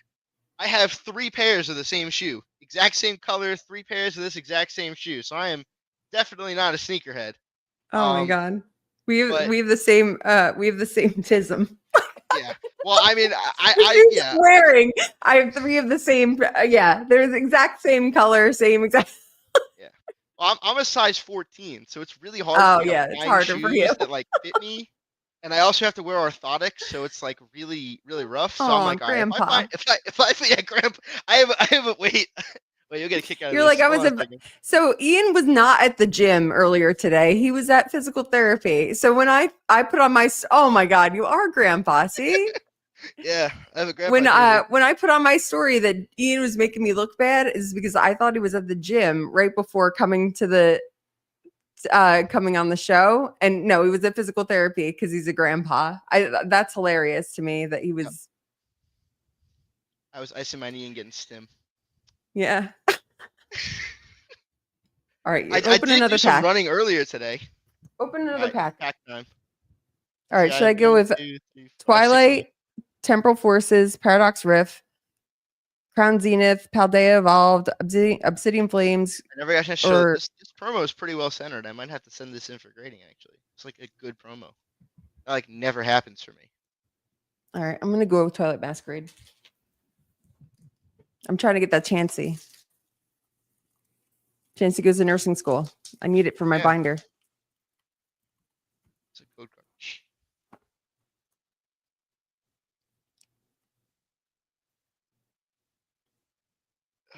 Let's see. I think it's 1. Oh, I just took 2 out of the way. I didn't get anything, guys. Not here. What's a cute little seal? Oh. Who's this? Oh, yeah, full art, right? Yeah, full art. Clamont's Quick Wit. He looks like All right. Dr. Octopus from Spider-Man.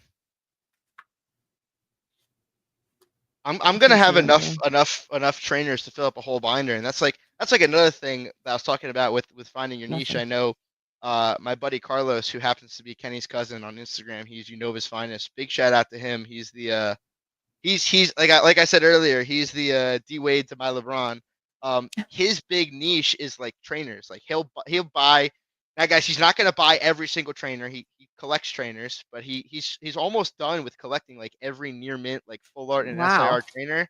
So if people bring like a binder of trainers, or like trainers are in there like cards they want to sell, I'm always like, listen, go to that guy over there, and maybe they walk over to him with trainers to sell, but they've got other stuff. And if he buys some of their trainers, they're like, okay, you want to look at this stuff too, and he can get a big bulk deal. So I think, like I said, finding your niche is really important. I'm hoping that people know by now that I collect Lugias, but I like to collect Sudowoodos. So if anybody has a near mint Aquapolis Hollow Sudowoodo, that's like the last one I need for last big one I need for my Sudowoodo collection. So if you got it, DM me. We can work that something guy, out. right? You like that guy? Isn't that Black Korean? That's Kirim.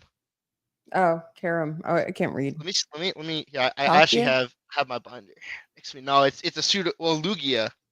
I have a page for that too. No, that's Latios. Let me see. I have a whole page of those too. Arceus. I have a whole page of Lugias in my binder. Where is my Lugia page? I think these are all going to be sent out to be graded. Yes, this is the Lugia. This is him. Oh, nice. So I love that guy, and I love the little wood guy. I feel like everyone should know who Sudowoodo is at this point, but if I don't know who he is. You got him? Yeah. He's the little tree guy. Oh, that's cute. This All right, let is me tell you the story about when I first started and okay. someone did something that was kind of disrespectful to me. Oh yeah, I So forgot. this is We got before, and it's like tied into not paying for admission. sounds good. So it was like our second or third show, and I was at the door with Andrew. And if you don't know Andrew, you really should know Andrew. He's probably one of the most influential people in the show, and a lot of people have no idea who he is. So if you're out there and you don't know who Andrew is, you really should figure it out because he's very, very important.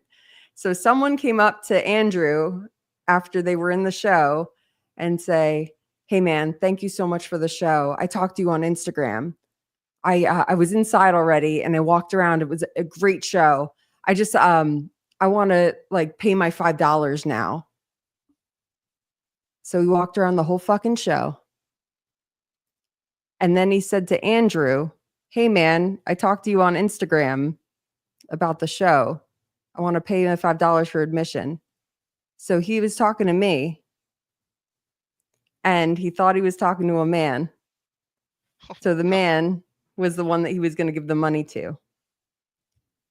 And I was like, "Yeah, you were talking to me." And then he started walking out and he was like, "Oh, here's my $5. Thank you." And then he started walking out and he came back and he said, "I hope I didn't offend you."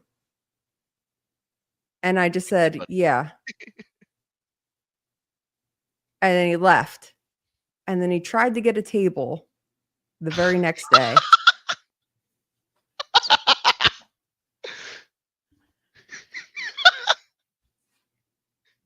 that's how.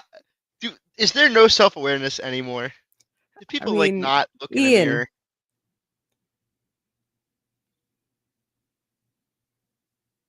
I mean, I that was before I kind of like put myself out there on the Instagram page, but like he didn't even ask like, "Oh, hey." He just assumed that it was Andrew. Not that that's I mean, I love Andrew. Like he's perfectly capable of running the show. But then but he also walked around the whole show. He was going to skip entry because he wanted to see whether or not it was worthy enough for his $5. Yeah, Then he felt like the show was worthy enough for his $5. Told this whole story, going to pay homage by paying his admission that he should have paid from the beginning, and then left. absolutely ridiculous. I mean, I mean, like, there's you can't like make there's it up. like Like, this is yeah, the kind of shit. I mean, like, this is, I mean, like, it's weird and it's misogynistic and it's whatever. Like, a I lot was of gonna people don't say realize that it's I'm a a woman. combination. Like, Yeah, yeah, I mean, like, but like, a lot of people don't know I'm a woman. That's fine. But like, the way that the whole thing was so fucking weird. so, it's so when I see absolutely him now, I'm like, he still has no idea that that's not the reason. That's the reason why I didn't respond to his DMs. maybe he's tuning into the show and he just got the answer right now. You never know. It's been like probably over a year, and I don't. And his friend reached out to me and was like, "Hey, this person wants a table." I was like, Person can kick "That's rocks. that's crazy." So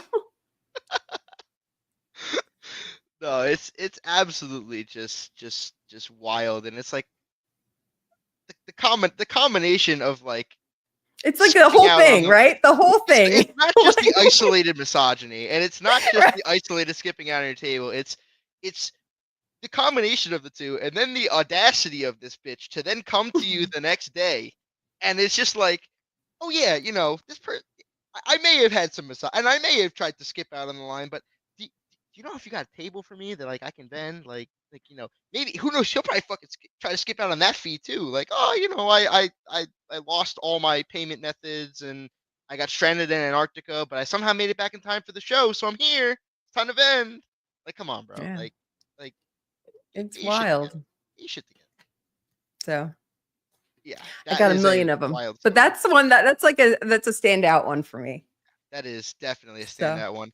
Like there's, the longer I do this, I'm hoping that I'm hoping, but I'm also not hoping. I'm hoping that I have more like positive stories, but also like it comes with the trade that you have some of those negative stories that you can kind of just like Yeah. you I can mean, like kind of look back on. literally hundreds of great stories of, and like a handful of really like terrible people that I've worked with. But the people who come in for the first show, that's always like, it always gets me. Or people that say like after the fact, like, oh, that was my first show, or I'm going here for my show is your first show. I'm like, that's so fantastic. Or they come for the second show and they're like, oh, last time I was here, it was the first time. And I'm coming back and I brought my friend, and they're like, that's awesome. Or like, I'm just getting into it, or I'm bringing my kid. And that's always really cool for me. Or like when I see families come, like I met your family, or Eric Pookie Dingus, his mom comes to the shows now. And like parents could always come in for free. Like they can skip the line, but they always try to say hi to me. I mean, like, I mean, like I love that. I love the support that people have. I love the connections that parents have with their kids doing this. I love seeing kids with their friends doing this. It's really just nice. It's like a very nice community of people who I wouldn't have otherwise been a part of, and I'm happy. I'm really happy that I get to be here. Yeah, I think for me also, like, life is not always rainbows and Right. sunshine, and it provides, at least for me, it provides a really good escape because when I'm at these shows, like all the worries of life just kind of melt away. Like if I have deadlines due, or if I have lesson plans to write, or if I'm dealing with a personal issue with a different friend of mine, and or I'm dealing with some familial issue, it's like if I go to the shows, my only thing is, all right, I'm focusing on setting up. Setup is done. I'm focusing on trying to gather inventory. I can't wait for the people to come in. I'm focusing on the person who's standing in front of my table. I'm focusing on their shirt. I'm focusing on their cards. I'm focusing on the conversation. And then all of a sudden, 6 hours has gone past, and I'm like, I'm too exhausted, and then it's like, all right, Kenny, it's time to go get some food after the show. Let's, you, Carlos, Kevin, Skylar, Jerry, whoever, Steven, like, it's time to go get some hot pot. Like, don't leave any left over because we're gonna get charged extra if you leave any left over.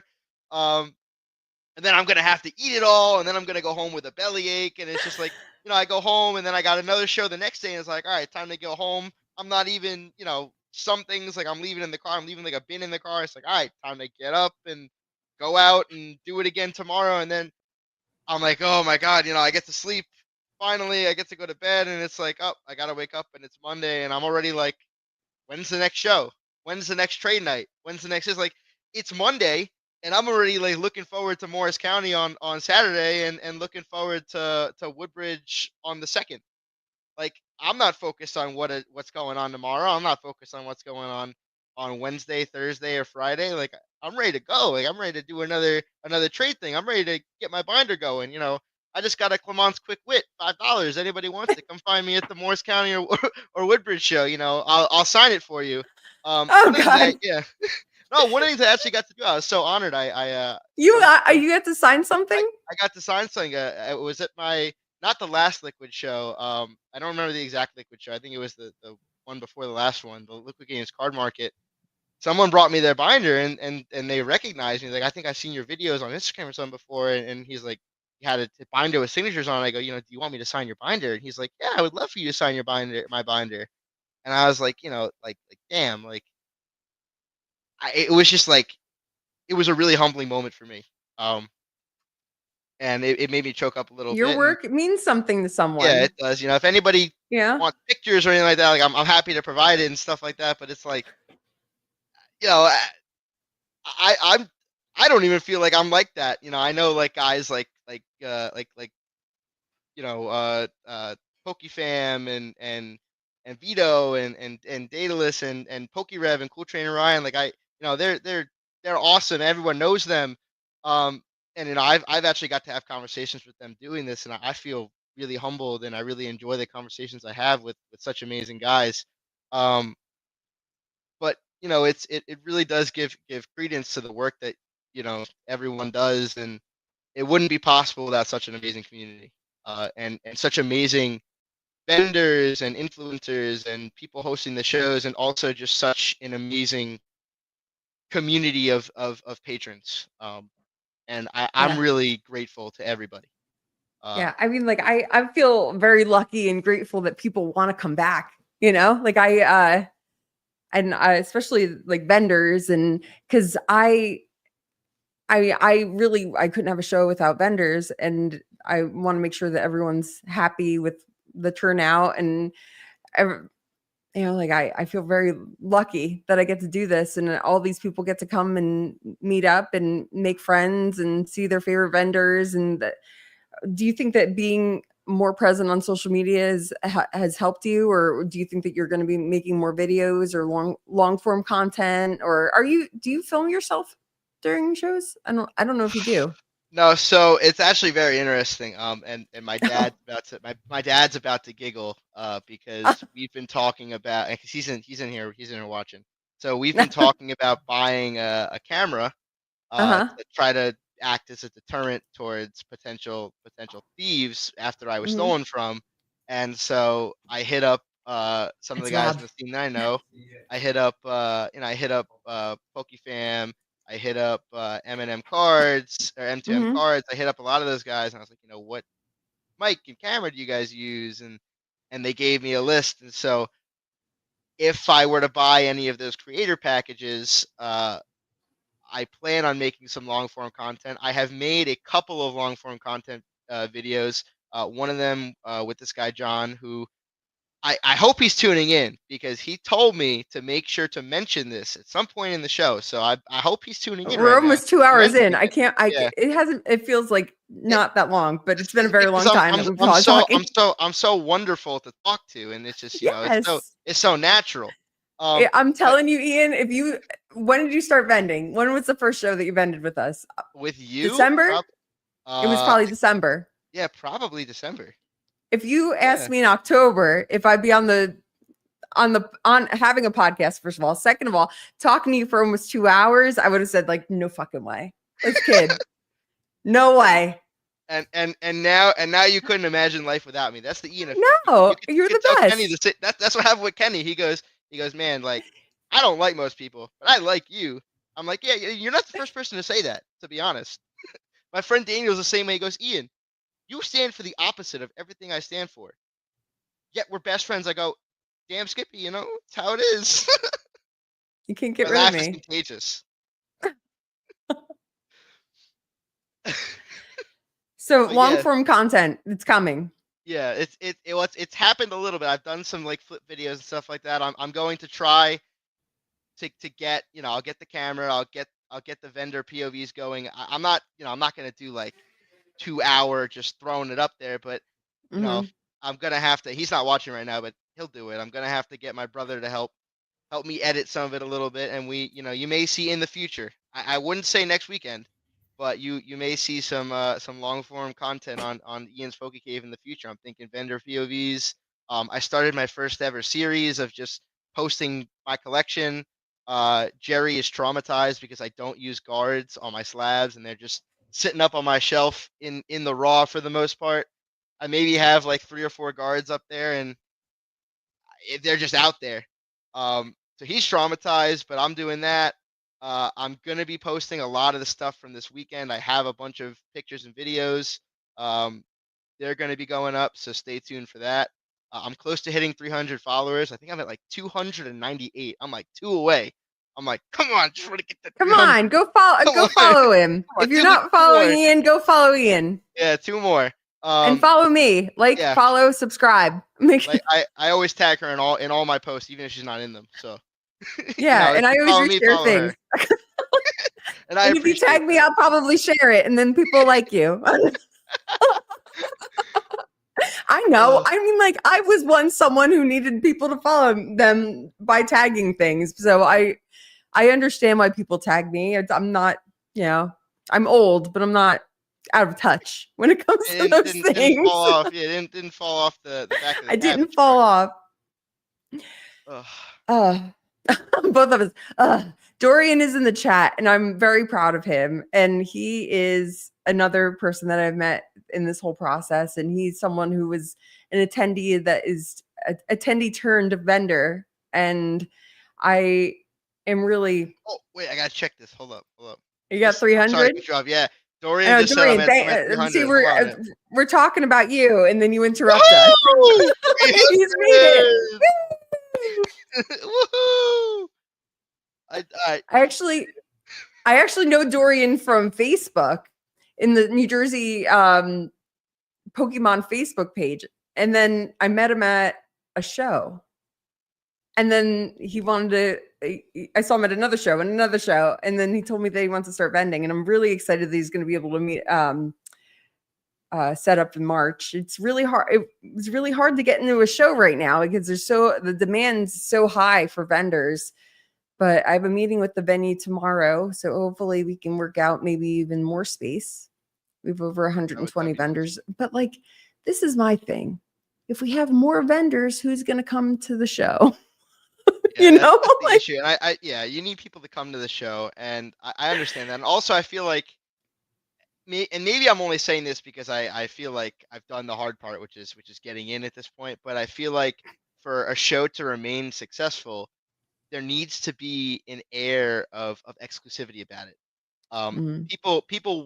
People need to know that okay, the NJ TCG show doesn't just have vendors; it has some of the best vendors. It's an exclusive show. And You need to be a I good vendor to truly get feel in. that way. Yeah, The vendors that vend with me, compared to some of the vendors that I've experienced out in the wild, I really do have the best vendors, and like I do want to hold on to them. Like I had someone reach out to me today who's a non-TCG vendor, and I strictly want to say to TCG. I unfortunately cannot take anyone else who's non-TCG right now. I have collectibles, I have supplies, I have crafts, I have crystals, I have Funkos. That's all all I have room for. People come to the New Jersey CCG show because they want cards. And there are other shows out there that have a lot more artists. And unfortunately, we don't have the room for it. There's too high of a demand for card vendors, and the people who are coming to the show, they really want cards. So that's kind of like where I'm at with it. And I feel bad that I'm kind of turning people away that want to sell things that are non-TCG, but it's the New Jersey TCG show, it's in the name. right? It's in the name, and I can tell you from experience when I had gone to the shows, I wasn't looking for art pieces, and even when I did see the people there selling the art pieces, I scurry right on by. Now I'm not saying that it's not a place for it, but it's in the name, and I went there looking for cards, and I feel like there's not there's not as many venues for just strictly TCG as social media might lead you to believe, because I feel like a lot of the vendors usually end up in like the same spot. Like I know if I'm going to an NJTCG show, I know I'm gonna, of course, I know I'm gonna see Kenny there. I know I'm gonna see Vito there. I know I'm gonna see Kashi Eddie collects there. I know I'm gonna probably see Carlos there.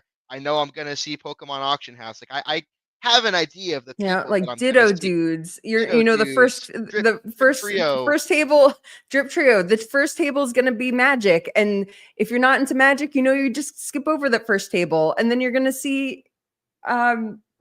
you're going to see George, you're going to see Nick, you're going to see the other Nick. You're going to go around, and it's going to You're be gonna the find same Pokewave in the core. middle. Yeah, Skylar and Jerry in the corner. You know where to find people, and that was really important to me too when building my brand, that people were going to build their brand. And that's part of the reason why I say to the vendors that are existing, if you want to come back, you have to commit early, because if you want people to know where you are, stick in the same spot. And it's Yeah, true, exactly. because Yeah, people know Kenny's going to be over here and Chino's going to be over here, and there's this one's going to be in the hallway. They know where to find you. yeah, and you know that if you find Kenny either to his left or his right, Ian's gonna be right there, and then where Kenny goes, Ian goes, and where Ian goes, Kenny goes. It's that type of thing. And I know that in the hallway I'm gonna find PokeFam, and I'm gonna find MNLM cards, and I know they're gonna be there with their cameras, and I'm gonna find a way to get my face in one of those, because I still have yet to be posted on that Rotom flip from PokeFam from like 4 months ago. I'm still I was soggy about even it. I was in PokeFam's video last week or a couple weeks ago when he was at Woodbridge. I was the second cameraman. I was like, I made it. he didn't have any, as far as I know, he didn't have any Paldea Evolved cards, and that's all I was doing when I was there, was hunting for Paldea Evolved. But like I feel like it's important to build your brand, and also you have to get in early, because I want to make sure that when I'm reaching out to you and letting you know, hey, I'm gonna be here for, I mean, I'm gonna be here for like pretty much every show, but when I'm reaching out and letting you know, yeah, just to double check, I'm gonna be here. I'm next to Kenny, right? And then you go, yeah, and then we're moving on with our lives. It's like you want to make sure everything's in a little knot, like and tied up in a bow 3 weeks before the show, because 2 days before the show, somebody's gonna call in and say, my cat ate my goldfish, and now I have to do like a goldfish funeral. I can't make the show. Hmm. Some weird thing is gonna pop up, and now you're scrambling, and it's a lot easier to scramble for just one thing than have to scramble for 10 different things. Exactly. And I know who I could reach out to. There's people who reach out to me pretty frequently that say like, "Hey, if there's anything that comes up, that's part of the reason why I don't keep a wait list, because it's impossible. And right now it's double impossible because people want to know where they are in the wait list and no one drops because they know the value of the table. Yeah. And if you're dropping, it's because, like you said, it's a serious emergency, something's happening.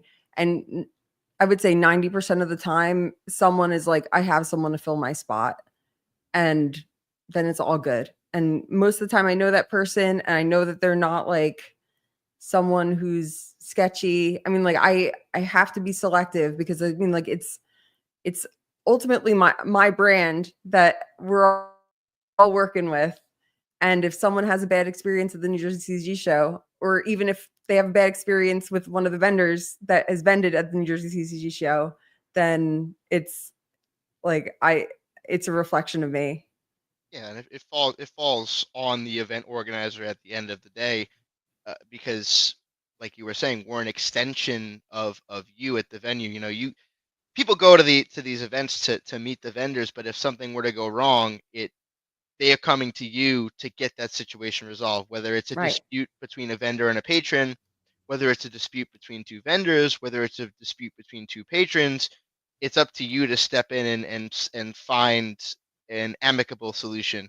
And so it's very important. I mean, I'm not going to go into details of why I almost missed it. But there was almost a show that I did miss, and it was somewhat last minute. I reached out to you as soon as I knew, but I was like, you know what? I was splitting it with Kenny. Kenny's gonna do the table. It's all good. We all love Kenny. So it's like you're like, okay, Ian never misses a show, and he never tells me this close to showtime for for this to be happening. So it must have been something serious. And luckily, I was able to make the show in the end. But I also ended that message with like, okay, I'm missing this show. I'm potentially missing the show on the 25th, but I will see you on the 18th when I had already paid in advance. So it was just going to be like a one-time thing. Thankfully, never ended up having to miss the show. I was very blessed and very grateful for that. But I really think that the existing vendors and the people in the community need to understand how valuable um, spots at premium shows are, because they don't come around very often. When someone gets a spot like that, I'm gonna fight tooth and nail to keep that spot, because I know how important it is for you to have people who you can trust. I've done enough of these shows, and I appeared on the podcast, and we've been talking for 2 hours, so Marilyn can trust me to an extent. She No, well, it's also like I have a relationship with you and I know yeah, how seriously you take it.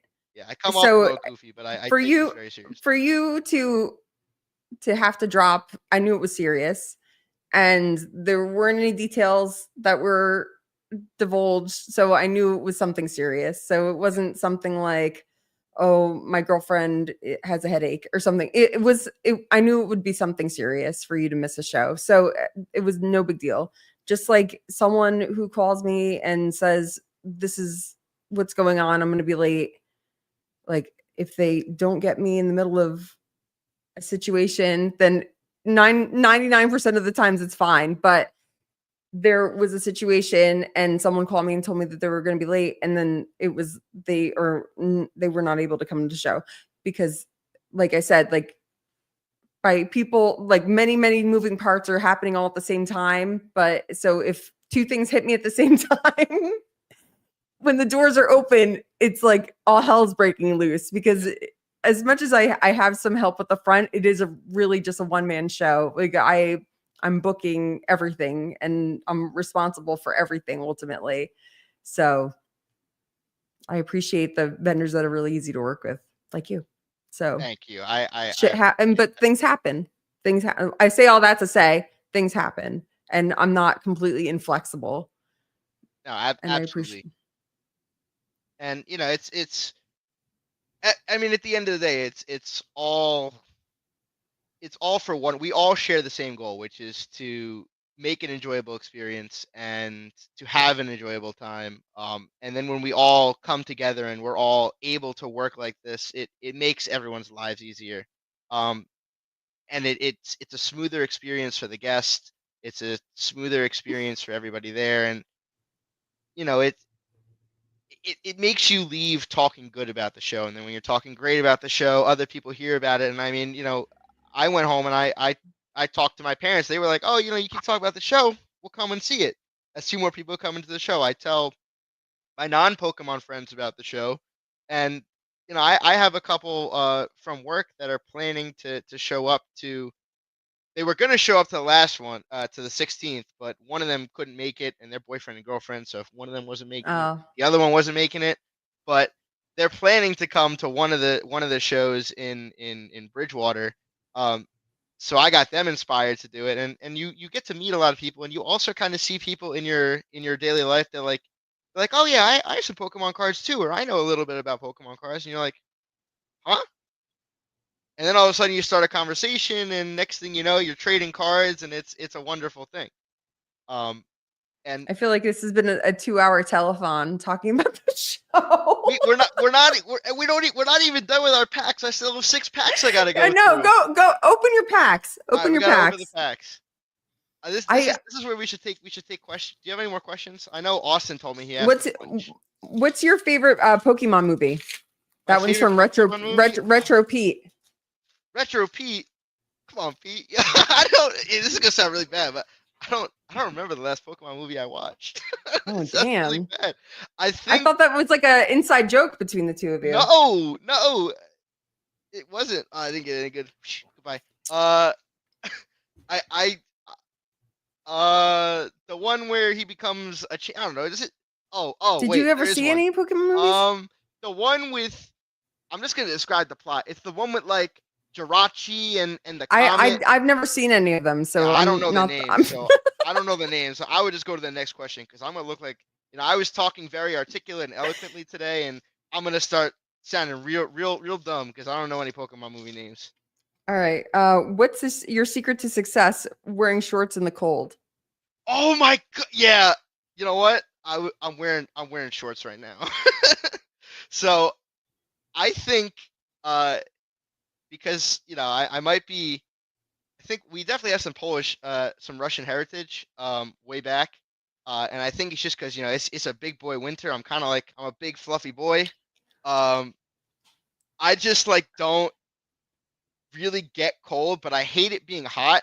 And also when I go to bed, like it could be like 20 something degrees out, and I'm going to bed with a fan on and the fan above my head on, and I'm just always like in the cold.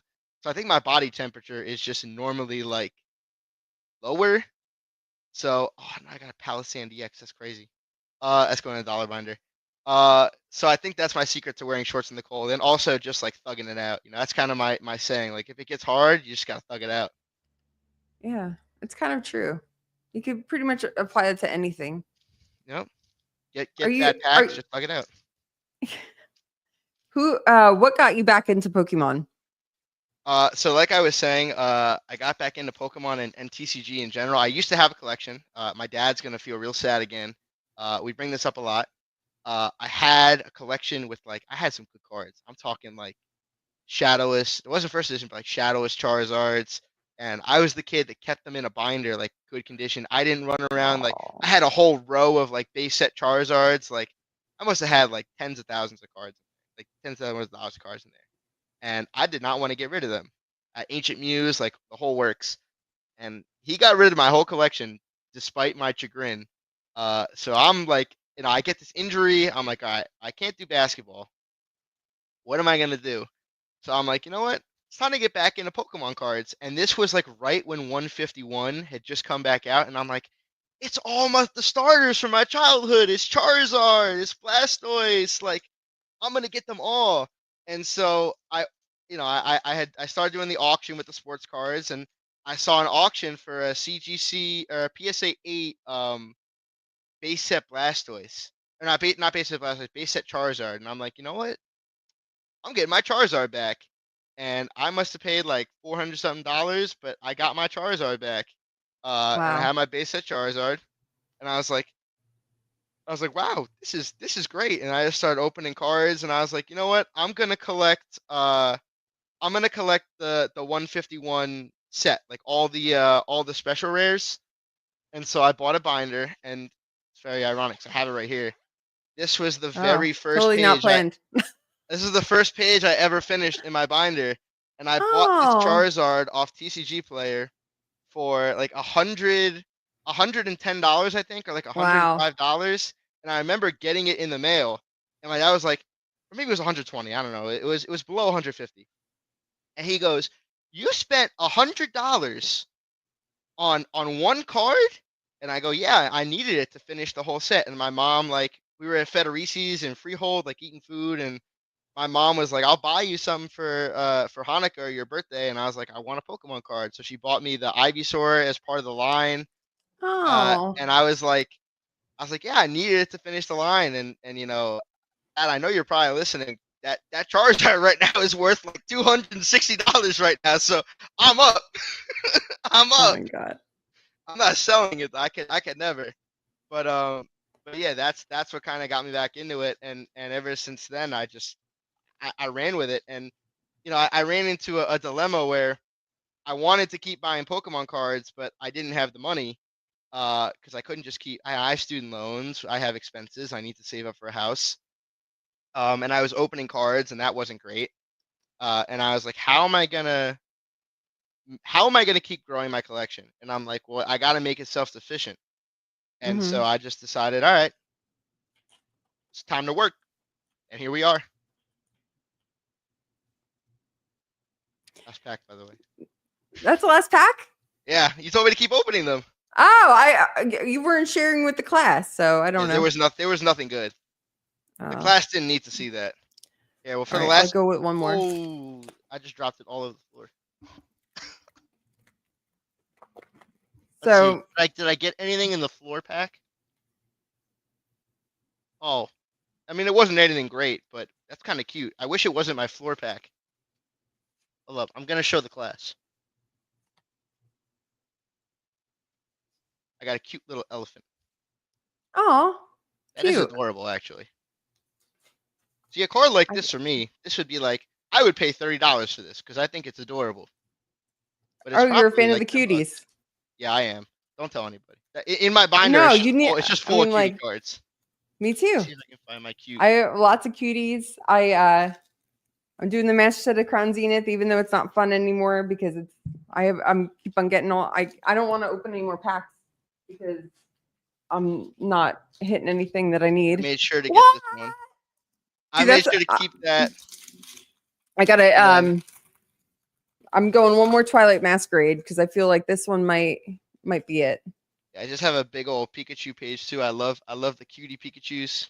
Oh no. So I just have like my personal collection is a bunch of like miscellaneous stuff. I don't think there's a single card in there worth like over $200. The Uh-huh. slab collection's a little different. Um, that's where some of my expensive cards end up. I'm one card away from the Yokohama set, so I really need that. And there's also just a random baseball card up there too. It's Is just it it's just in a Ken sea of Griffey Pokemon. Jr.?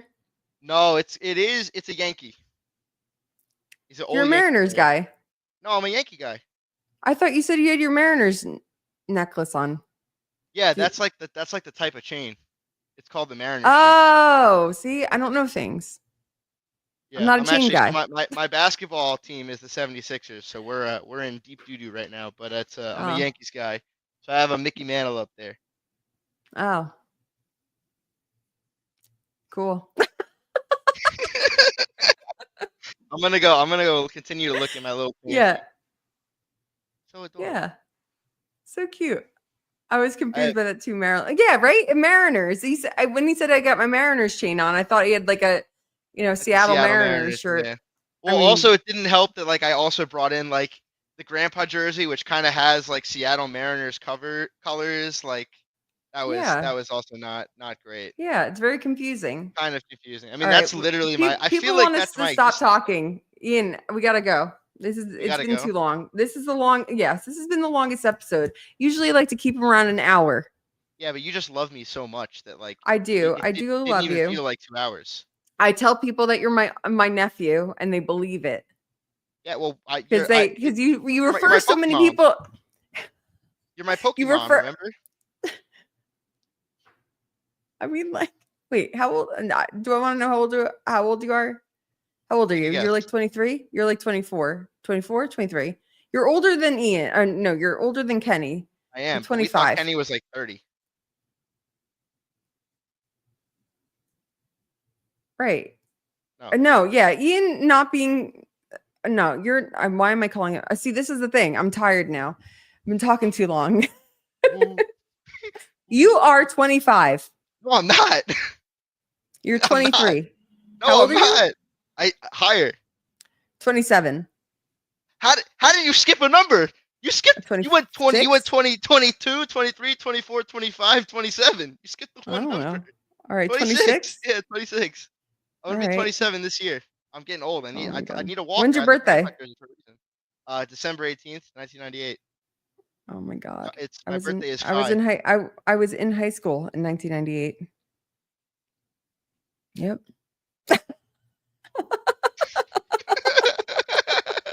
Listen, my mom taught me two things, and this is good advice. Never ask a woman's weight and never ask a woman her age. And I have No, lived god. by that. I have lived by that. No, well, I mean, like, I'm old enough to be most of the vendors' moms, but like maybe or aunts. I could probably be your mom, but like I'm gonna say aunt. Well, Kenny is Poppy, but he's Slab Poppy. He's got the slabs. I got the Oh raw. no, wait, I'm daddy, right? Yeah, your daddy and Kenny's Poppy. It's different. You wear the pants and Kenny's Slab Poppy. See, this is the crazy life that I have. Ayo is right. Ayo in the chat. Oh my god. Uh, Well, thank uh, you. So you're welcome. we got at least one person that's going to be vending for the first time starting in March. What's Yeah, the I'm one excited. one I'm gonna have to thing? go at the table. Yeah. One thing that you would say? One thing I would say to someone who's just vending, I would just starting, I would say, which is ironic coming from me, but don't read too much into it. Um, ask other people for help and befriend other vendors. They're going to be your biggest asset because you don't have a clientele and you're also someone no one's ever seen before. So if we both have the same inventory, because to be honest, if you didn't go into the niche thing, you have similar inventory to a lot of people, and everyone has their regulars, so they're going to come to them first. If someone knows that you have something that they don't have, uh, they're going to want to help you out. I know that I would do the same thing, so definitely come find me at table 300. I'll make sure to check the listing before the show to figure out where you're at, Dorian. You can reach out to me on Facebook. You can reach out to me on Instagram, and we can talk about it. Um, I would say that if you have time, because I know the show is not until March 8th. One of the biggest things It's 11 days. that helped me grow uh, is really that sign. Switching over from like the the cardboard like crap sign to like the actual Timmy sign banner, because it was it was something that I could do to ask people to follow my Instagram, but it took a while and they'd have to type it in, and sometimes they couldn't find it. On the Timmy signs banner that I made, I put my Instagram QR code. So all people have to do is go over and scan it, and it's a lot easier for them to do that. It takes like 2 seconds, and they're more likely to do that if it's easy to do. Um, and I would gain maybe like 2 or 3, anywhere to like maybe 10 followers, like in my first couple shows. I put my banner out at the first time I went to a show, and I must have gained like 50 to 60 followers that same day, and I was like, whoa. So I definitely get that squared away. There's there's two sides to what I'm gonna say next. They're fiercely Uh-oh. divided, um, and it has to do with stickering your cards with the prices. Some people are convinced that you have to sticker your cards. I am on the opposite, which is, the market changes so fast and so quickly that I'm not stickering my cards. Like, I'm not doing it because a card that, like, we saw it at the Hound Door, like a card that's $10 yesterday. I wake up, go to the show, and I put it out, and all of a sudden that sticker that says $10 turns out it's $30. So, uh, hey, I was reading the chat. I was reading the chat. I don't have a YouTube account. No, I don't have a YouTube account. But I'm not stickering my cards. So I would say make your choice. As a newer vendor, I would say not to sticker them. You don't really need to do that. Um, Kenny would disagree, but then again, Kenny, I'm not gonna lie, bro. Some of your stickers be a bit high. Just saying, they be a bit high. It's unstoppable passion. That's true. It's just my enthusiasm and my dashing good looks that just really just carries me on, and all that charisma. So yeah, don't stick to your cards. Have a big smile. Be enthusiastic. Befriend other vendors. Say hi to Marilyn. She really, really likes it when you get like right up in her face like this and say, "Hey, hey, hey, Marilyn, hey, hey." She really, really likes that. So you should I definitely do really that. like it when you're like, hey, you have a table for me? Hey, Marilyn, Marilyn. Anyone drop off the waiting list? Marilyn, Marilyn, Marilyn, Marilyn. Yeah, I don't love do that, that. guys. I love I'm that. kidding. It's a terrible idea. Please don't do that. But yeah, Yeah, so I mean, that like that was my advice. I think about it. I'm just like, if Kenny wasn't there, I don't know. And you wouldn't know it, but you'd be a little bit more miserable without me. Just a tad, just a smidge. You wouldn't know it though. It's like the alternate timeline in like the Avengers movies, where it's like the alternate. They have like one universe where they beat Thanos, and this is like the one universe where you get a little extra bit of happiness because you get to know Ian Smoky. Right, and I got to meet your parents. That was really Yeah, nice. Shout out Ian. honestly, yeah, that's the best part because yeah, That my really made my friends, day. yeah, And it really made my day because like your dad was like, "Oh, did you meet my wife?" And I was just like, "Oh, I went to go." And then someone like grabbed me or needed something. I needed to stop my way to go see your mom. And then your mom made it to the front and then she was like, "Are you Marilyn?" I was like, "Ian's mom." It was just like the right time. We just met at the right time because it was a crazy day. yeah. And it's just like you got to meet my mom, who everyone my friends were always like, "Oh, Ian, you're pretty good, but we like your mom better." And like Ah, I I I see exactly where they're coming from. I like my mom better too. So it's yeah, it's really exciting. And I'm just like it always comes back to me being very grateful, and I know that like I joke around and I'm very charismatic, but I also feel like I'm you're relatively like, humble enough to I am. I'm very yeah, humble. I'm humble. I'm Well, humble enough. I'm humble enough. Not like I'm the humblest person. I'm humble enough to understand that, like, yeah, and I've told Kenny this multiple times, much to his chagrin, that I've told him that I don't think I'd be where I am today without him. That I owe him a lot. And that I appreciate him. I owe not just him, but I owe all the wonderful people that I've met, uh, you included. I owe you quite a bit of debt. And that's like one of the reasons that I try so hard, and I do the best that I can every single day and day in and day out, because I know that I'm not only representing me, I'm representing the people who gave me a chance. And I think that's something that new vendors need to understand is it's important to kind of bend the knee a little bit sometimes to people who have been there longer than you, and understand and ask questions, and sometimes give way even when you really feel like you might be right. It's it's important to just give way a little bit. Dude, I got like I 10 wins. don't think I did I don't state think teams. anyone should be kissing my ass by any No, means. not I like just, that. no, but I mean, like, No. I think it goes a long way, especially if you know who I am, to be nice to the people at your table. Like, Yeah. I was at a show over the weekend and someone knew, I didn't know who they were. They knew who I was. And they were really shitty to someone else that was at the table. And then I got to talk to them and whatever. And then I was like, oh yeah, I decided not to pick up what I was looking at because of the way that they treated the other guy. Yeah, absolutely. And And it's then and then he asked me if I bend too, or do I just run the show? I was like, you knew who I was the whole time? yeah, see, Like, that's a good way to not get a table again at the next one. That's the issue. That's the like issue. that. I mean, I don't know. I mean, like, it turns out that they were already signed up to vend. And yeah. It's it was just like it was awkward for me because I was like, you know who I am. Not like you know who I am, but like it was just like you were so mean right in front of me. Like you were so mean to someone. It puts you in a weird spot too, because it's like, what? Yeah, How do because I like I don't want proceed? right, because like not just I mean, that could be anyone, but also like how are you going to be with someone who is like a little special or like has a little needs a little more attention?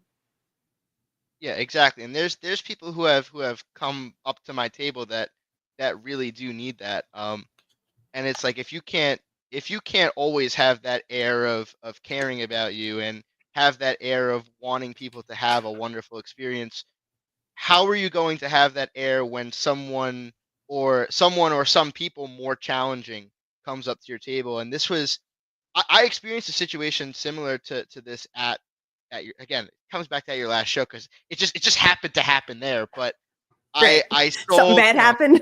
no, I had that funny. I had that Surging Sparks Pikachu for a while, the raw one, not the 10. And I've had it for a while, and I thought it was so clean. I'm like, you know what? If I don't sell it today, I'm gonna grade it. And someone who I've done business with before, he bought a lot of my Skies Elite Trainer boxes when I had them. He came up and he's been looking for one to grade, and I was like, this like I'm gonna grade it myself if it doesn't sell today. And we engineered a trade, and it really took a while. Like we were going back and forth, picking out cards. It must have taken like 10, 15 minutes, and we finally agreed on a trade. It had to do with multiple cards plus cash. Um, and he takes it, and we finally agree on it. 10 minutes later, I'm like, all right, time to move on to the next people. And he comes back to me like 3 minutes later. He's like, look, I took this to a guy who helps me identify stuff to grade, and he saw that at the top of this card there's two dents, and he showed it to me in like, 'cause sometimes you can't see the back if it doesn't like hit the light the right way. Hmm. And he shows me in the light, and I see that, and I'm like, I did not see that before. I'm really sorry. So he's like, "So what do you want to do about it?" And I'm like, okay, there's two ways I can go about this. A, we shook hands on it. It's done. A deal's a deal. Like technically, you could have gone in those 3 minutes and you could have dented the card yourself, or you could have dropped it. And how am I supposed to know if you did it by accident or maliciously or whatever? And then you're trying to bring it back to me and get a refund, and then I got to deal with this damaged Pikachu, or not damaged, but like not pristine as I thought Pikachu, or am I going to give you the refund? And so I thought about it for a minute or two, and I was like, all right. I know what the right thing to do is. So we did the refund. I made sure he got his money back, but I was like, listen, at this show you don't have to worry about it. But at other shows, if you go to other shows, there are going to be some vendors out there that will not give you your money back in this situation. Once you shake hands on it, technically a deal's a deal. I'm like, let this be a lesson to you to always check your cards thoroughly before you make any deals like that. And I'm glad, he's like, yeah, I would just have to learn it the hard way at that point. I'm like, listen, make it, let's make it this time so you don't have to learn it the hard way. Hmm. Um, but I feel like behavior like that is what's expected from vendors, from top tier vendors, but also from vendors at top tier events. So I feel like it just kind of goes with what you were saying, where it's very important because it goes based off your image and also off our images as well. It's really important to have people that you trust at these events and people you're familiar with.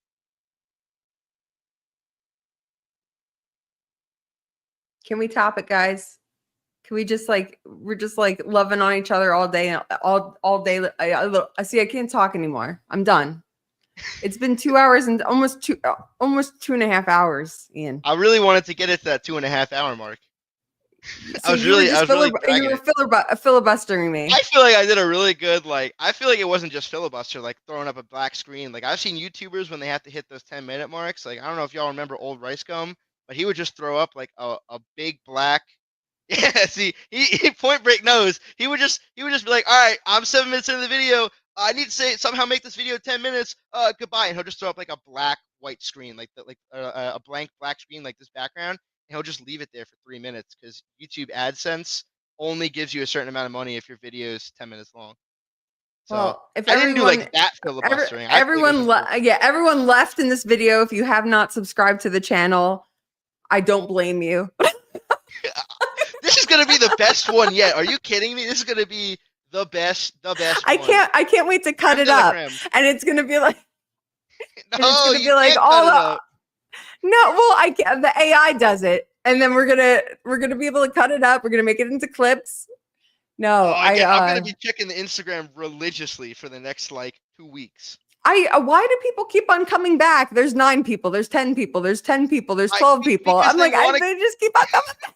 because because I have that fifth win. It's like I said, my charisma, like this Ricky Bobby guy that totally isn't me, is just saying I really like this Wait, Ian guy. Like that's I would like you? this Ian That guy was too. you? Nah, no way. Oh. Is my name Ricky? Is my name Bobby? I just happen to know that that's my friend Andrew's dog. Like I don't know how I know that, but that is me, by the way. Do you know anyone else in the chat? I do have a ton of energy. Like that's part of like being why I feel like I do well enough at this whole vending thing because I have the energy to go from to wake my happy ass up at 5 something in the I know. morning, get there at 7, set up from 7 to 9 or 7 to 8:30, be ready for the VIPs, and then I'm good all the That's way till right. 4 VIP o'clock. starts at 8:30 now. That's what I was saying, 8:30. So I'm ready, and I'm always ready ahead of time. That's right. That's you gotta. That's the kind of energy I need. So if you can bring this kind of energy, we want you for the show. Just don't take. You're That's not it. allowed to take my table though. You can take anybody else's, just not mine. Not next to Kenny. That's my spot. Are you? You're next. You were moved once. Did you? Was I? You weren't I going was. to be next to Kenny, and then did we move you back? I think so because I was at 58 at the last one, but that was like next to Kenny's. Right? Oh, could we just talk about Lost Cards and Toys real quick? Yeah, sure. So I met him at Cards for Cancer. And this is just an example of like, you never know who you're going to meet. So a lot of people ask me, like, why do I go to so many shows? And it's mostly because I never know who I'm going to meet. And I like going to shows. So I go to the show, and Lost Cards and Toys is one of the first tables that I go to at Cards for Cancer a couple months ago. And I'm talking to him a little bit, and I end up buying some cards from him. And he told me that my card prices or my table prices are a little too high for people who are starting out because the barrier to entry is too high. And I was like, you know what? That sucks. Because like, how do you not let people have a chance to vend a show that's like mine? I mean, like a lot of people come to our show, and I think that everyone should have a chance to come and vend to our show if they want to.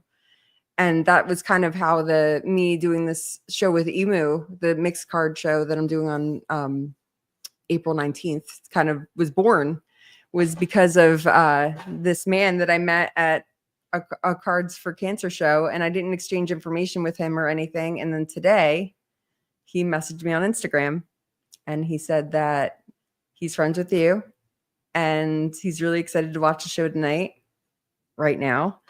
And Shout out my boy Mike. yeah. And then he said, you're probably not going to remember me, but I sold you these Peruvian cards. And absolutely, I remember you. And I got to share with him that the reason why I'm doing this show is because of the conversation I had with him. And he was reconnected to me because of you. Yeah, and also I noticed he joined the chat. Point Breaks Collectibles. Jerry. I didn't see him earlier.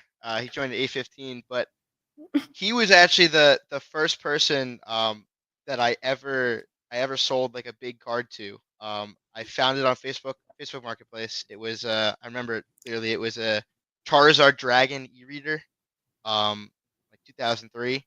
Um, and before like I started doing a lot of vending with Kenny, every time I'd go to a show, whether it be as a patron or as a vendor, starting out, he always finds a way to either come to my table or find me and give me a handshake, ask me how my day is doing, ask me how my day is going, and make me feel welcome. Um, and I was like, I really need to be part of this community. And I know you're late, but it's better late than never. I appreciate you coming out to support me. I Unless feel it's coming to the comfortable. show. Yeah, he is coming to the show. He still has to sell me that. He promised me a really minty Charizard V Star. I was gonna pay full market for it. I'll have to hit him up in the DMs. We'll figure it out. I'm glad that you're But doing deals on this show right no, now. no, no. We had this in the works already. I'm just needling him a little bit. But it made me feel comfortable. And I want to make sure that I'm like that for other people now because I feel like I've been here long enough to where maybe I'm hoping that my advice is helpful to people starting out. And if they have any questions, feel free to reach out to me. I'm always available to ask questions. Um, and I appreciate the support that I get, so I want to make sure that I give that support back tenfold. Um, and that's how this community thrives is by lifting others up when they're down and lifting up new vendors who have the best intentions. Um, and I feel really grateful once again to all the people who have been supporting me, and who have get a little emotional, Aw, and who Ian. who have who have allowed me I'm to the live only one this that out. cries. I'm starting to choke. I don't really cry. I'm choking up a little bit. It's Aw. phlegm. Yeah, that's what it is. It's I phlegm. I can't hang up on him now, guys. No, you can't. No, I I use the can't. pity card. Is, Oh, is there any you questions got is there any questions we no, left there's no more. unanswered? No, you were the only one that got 4 questions. Everyone else has now gotten very minimal Oh my God, questions. it's a Passover joke. The 4 questions. My dad is still, if he's still in the chat, he'll laugh about it. Yeah, this guy knows list. He knows.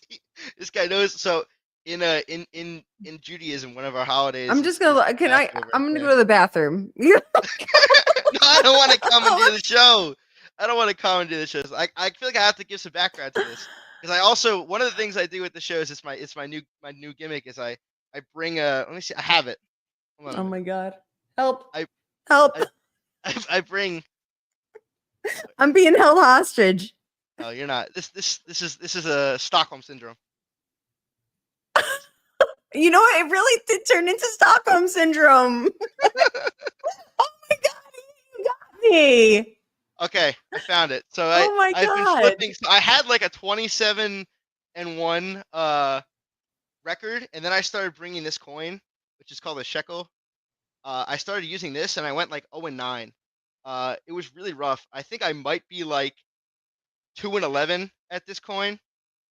It's really bad, but I keep using it. But anyway, the 4 questions is one of our holidays.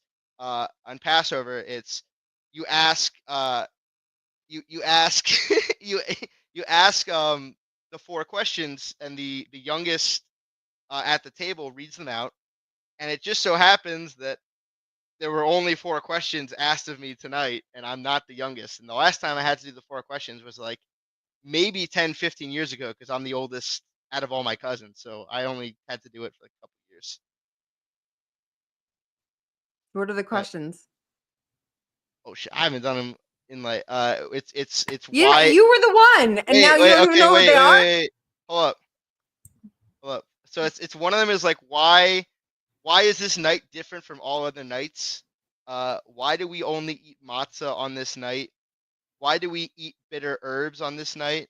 And why do we dip our food twice on this night? And another one is like why there's more. I think that it's also like why do we recline on this night but not on all other nights? You're supposed to eat like reclining, but you're not normally supposed to.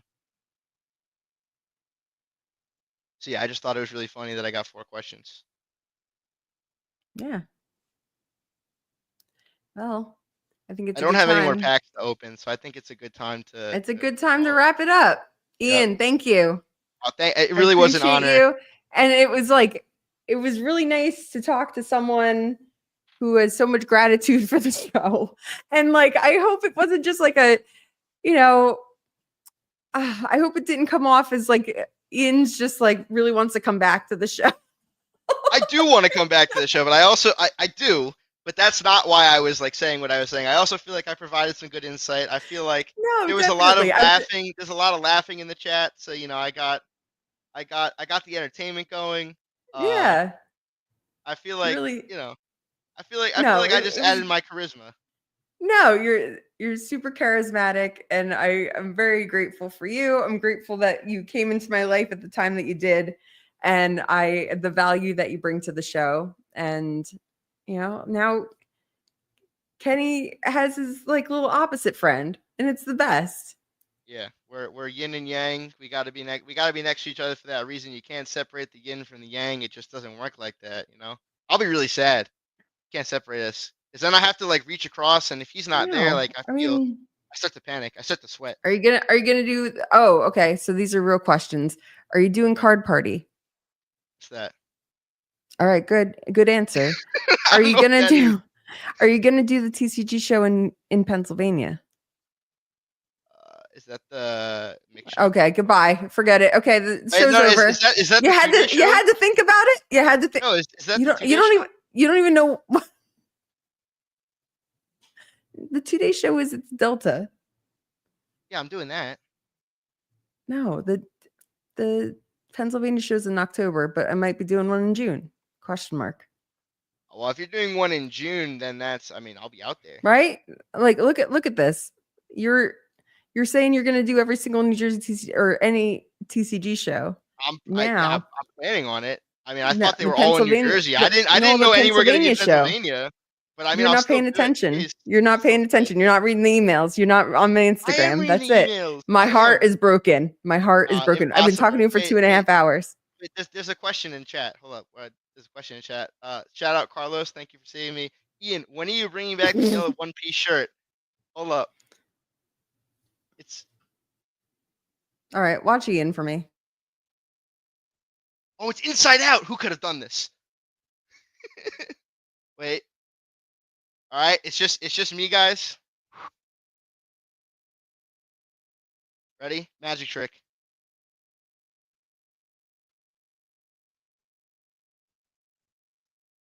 Boom. I'll break it out at March 8th. March 8th, come catch me. Or wait. Yeah, March 8th. But also March 1st or 2nd. I haven't decided which show I'm going to be doing it this weekend. Yeah, who could have done this, guys? It was me. All right. I'm doing a solo show. I've had to do this when my co-caster goes to the bathroom. I need a question from the chat. Question from the chat. Who would like to ask one?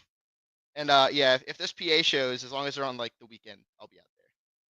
Or it's not on June 9th. That's my brother's birthday. So live stream with StreamYard. This is Ian's Poke Cave, aka Ian's the TCG show. Uh, yeah, welcome to the TCG Ian show. That's good. That's good. That's good. I like that. So I really do need a question from the chat, but what is? Here's a question from me to y'all. If you could only have one Pokemon card right now at any trade, oh thank God, please. Softball, thank you. So, my guy, thank you. Any trade nights you recommend to help people get into the community? Oh, Brian Cohen, I don't know who that is. Any trade nights you recommend to help people get into the community? Well, Monmouth Cards, West Long Branch, Wall location, Marlton location. All of those trade nights are absolutely phenomenal. That's actually one of the places that I started off getting a lot of product and meeting a lot of new people. It's also where I forgot to do a percentage when I bought out a bunch of Kenny's stuff, and I bought everything at market and then had to hustle like crazy to sell it all off. Um, but that's also a really good place for those of you who are actually starting to vend seriously. It's a really good place to turn dead inventory into things that are a lot more liquid because you have people who have certain niches at trade nights. For example, I know somebody named Josh. He loves Gardevoirs. So if I have a Gardevoir that isn't moving very well, I take it to him. I trade it out for a different illustration rare or a different SIR, and then I can move that at the next show.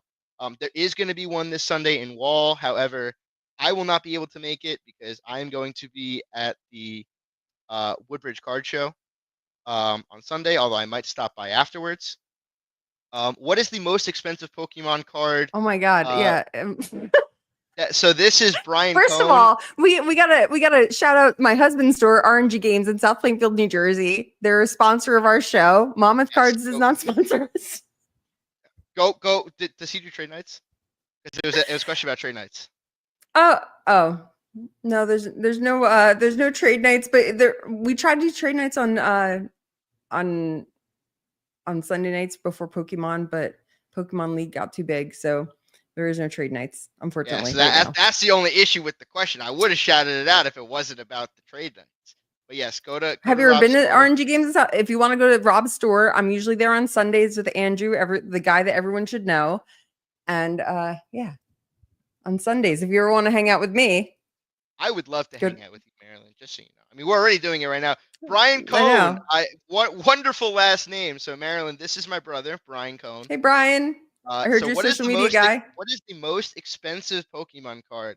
That would be the PSA 10 Pokemon Illustrator card bought by Logan Paul for a whopping $5+ million purchase. Wait, what? The most expensive Pokemon card. Oh, by you? No, just in That general. you owe? Oh, I thought you meant that you have it. No, the most expensive Pokemon card in general. The most expensive Pokemon card that I own currently is I own uh, a Gengar VMAX PSA 10. I own 2 of them. I love them. They're my babies. Have I ever considered trading your cash for cards at RNG Games? Well, Game Master, when you own a store one day, you would know that it costs money to Yeah, run a store. And that's gotta, why but gotta trade trades it. are better. Trades are better at shows. I mean, like, we're not denying that. Yeah, But Game and yeah, Master, if you own a store and you have overhead, maybe you'd understand. But that's okay. You can keep laughing. yeah. It's okay. I mean, it makes literally like no sense. I mean, I know a lot of the times like I understand that dynamic, and that's just one of the reasons for me personally. A lot of the times it doesn't make sense. But let's say I got into a pickle where my car, we're gonna cross my fingers and knock on wood that this doesn't happen. But let's say my car breaks down, right, and I need money to go fix my car. There's not a card show on Sunday, or let's say there is a card show on Sunday, but no vendor wants to buy my $20,000 collection. Well, the store is always going to be there, and they have a lot of budget because they're always there and they're paying that overhead. So I go there. I'm like, all right, I really need the money for that for my car. You can have it at whatever percentage you're going to give me, and then also they're providing work for their employees, and they're providing a place to hang out, and they're providing a place where if I want to go rip something, I can always go buy a box and rip something. So the hobby wouldn't be the same without brick and mortar shops. And I really think without those, it's our hobby wouldn't survive. So more respect needs to be paid to our shop owners, and our local game stores. Thank you, Ian. No problem. I got your back, Marilyn. Come on. I We've mean, been through enough. I know. That's the other thing about me is I don't mind the smoke. Like, that's the thing. Like, I could see the Game Master says I took that the He's wrong back. way. Back Do in. I have I considered trading my cards for cash at RNG Games? I don't have to. If that's the question. Yeah, y'all. If she I'm wants not some orange good. juice, she's just gonna walk behind and take it. It's an early Valentine's No, Day gift. I'm at the warehouse of RNG Games right now, and I've been ripping packs all night long, so I've not had to pay for them. Fortunately, I've just had to pay for them with my hands. when I work on Sundays and I'm helping out in the store. That's valid. You know, woman power is where it's at. The strong woman power. That you don't That's even need to right. go to the gym. You're lifting the boxes. That's But me. the worker. I need to get one of those. I just don't know what card I would put in there. When I put my I'm going shiny on peach in there. when I go on site to hospitals and everything, because the show is not my full-time job, and people see that, they're always like, what? I'd probably put this in it, and it's funny. Yeah, that's the Where's fake my one, boy right? at? No, where's Lost Cars and Toy at? Because this is his icon. Oh, So there's a funny story behind this card. So a lot of people like do things like friendship bracelets and stuff like that with their friends, or they'll do like necklaces. That's not really my style. So I have my best friend Jeremy who loves. He's not like a vendor or anything like that, but he absolutely loves Slowpoke. His favorite Pokemon is Slowpoke, and our relationship is like he's like the Slowpoke and like I'm like the Psyduck. It's how it is. And so instead of getting like a bracelet or a necklace or something like that, I got us each a copy of that card that we keep in our personal collection. So he doesn't have like a big collection, but he put that like up on his desk. I kept that in my personal binder, and I would never trade that. So if I had to put anything in my phone, that would probably be the one I put in there. And whenever I find like cheap Slowpoke cards and stuff like that, I kind of search for them. So if y'all come up to me and are trying to trade for one of my cards, and we're like $4 off, and you got a cheap like $3 Slowpoke card that or he doesn't have yet, throw it in there, and that'll get us to the thing. Also, fat Pikachu's. That's his next thing. I have them over here. oh my God, this really is If you a guys have fat, I'm talking like chonky Pikachu's, like not just big Pikachu. I'm talking like fat Pikachu's. We need those too, and or a fat Bidoof. We need those two. Probably Ian. give him this fake card actually, because like this card's like 70 something dollars normal, so he can just have the fake one. Well, what are you gonna put in your phone? I'm not putting this in my phone. This is a fake card. I know, but then you never forget. You're like, I keep the binder because knowing me, I'll drop my phone and then I'll bend it and I'll just be sad. I'll keep it there. in the binder. All right, Ian. We gotta wrap it up. It's been a long time. It's almost 9 o'clock. It's almost 9 o'clock, man. Yeah, but I have to it go was home. I'm not even at my house. it was the best 2 hours, 47 minutes, and 18 seconds of your life, wasn't it? It was so much fun. I mean, it's like I would say like it's top tier, definitely. I'm up. It was like We out here. We out here. It was definitely a top S tier TCG show episode. So thank you. I appreciate you. Is there a way I can get like the whole clip so I can like send it to my mom because she's gonna want to rewatch it at some The point? whole thing? Probably. The whole thing's on YouTube. It's live right is? now. Yeah, it's like live stays and on YouTube. what? It like stays on YouTube. Like it's gonna be like Yeah, like yeah, it's gonna be on here forever. I'm first gonna his keep channel I'm is status at the shout out the boys. That was funny. I like that. yeah, I'm keeping this watch time. Woohoo! We have people that have been in the chat the whole time. So wait, so the amount of money do I get? Like, is that like discounted? There's from, like, $0. There's $0 that were made. There's We have 337. not even a single shekel was made. No shekels. No No shekels. shekels So made. Nah. if everyone in the chat likes this, or I don't even know if you could like it, but yes, like it. Please subscribe. Get me to 1,000 people, viewers, Yeah, or subscribers. please DM Marilyn and say we want Ian back on the show a second time. Yeah, Joey from Ditto Dudes got the second episode. This is the S tier episode. So we're gonna have Ian's Poke Cave 2 Electric Boogaloo, guys. Put it in the comments.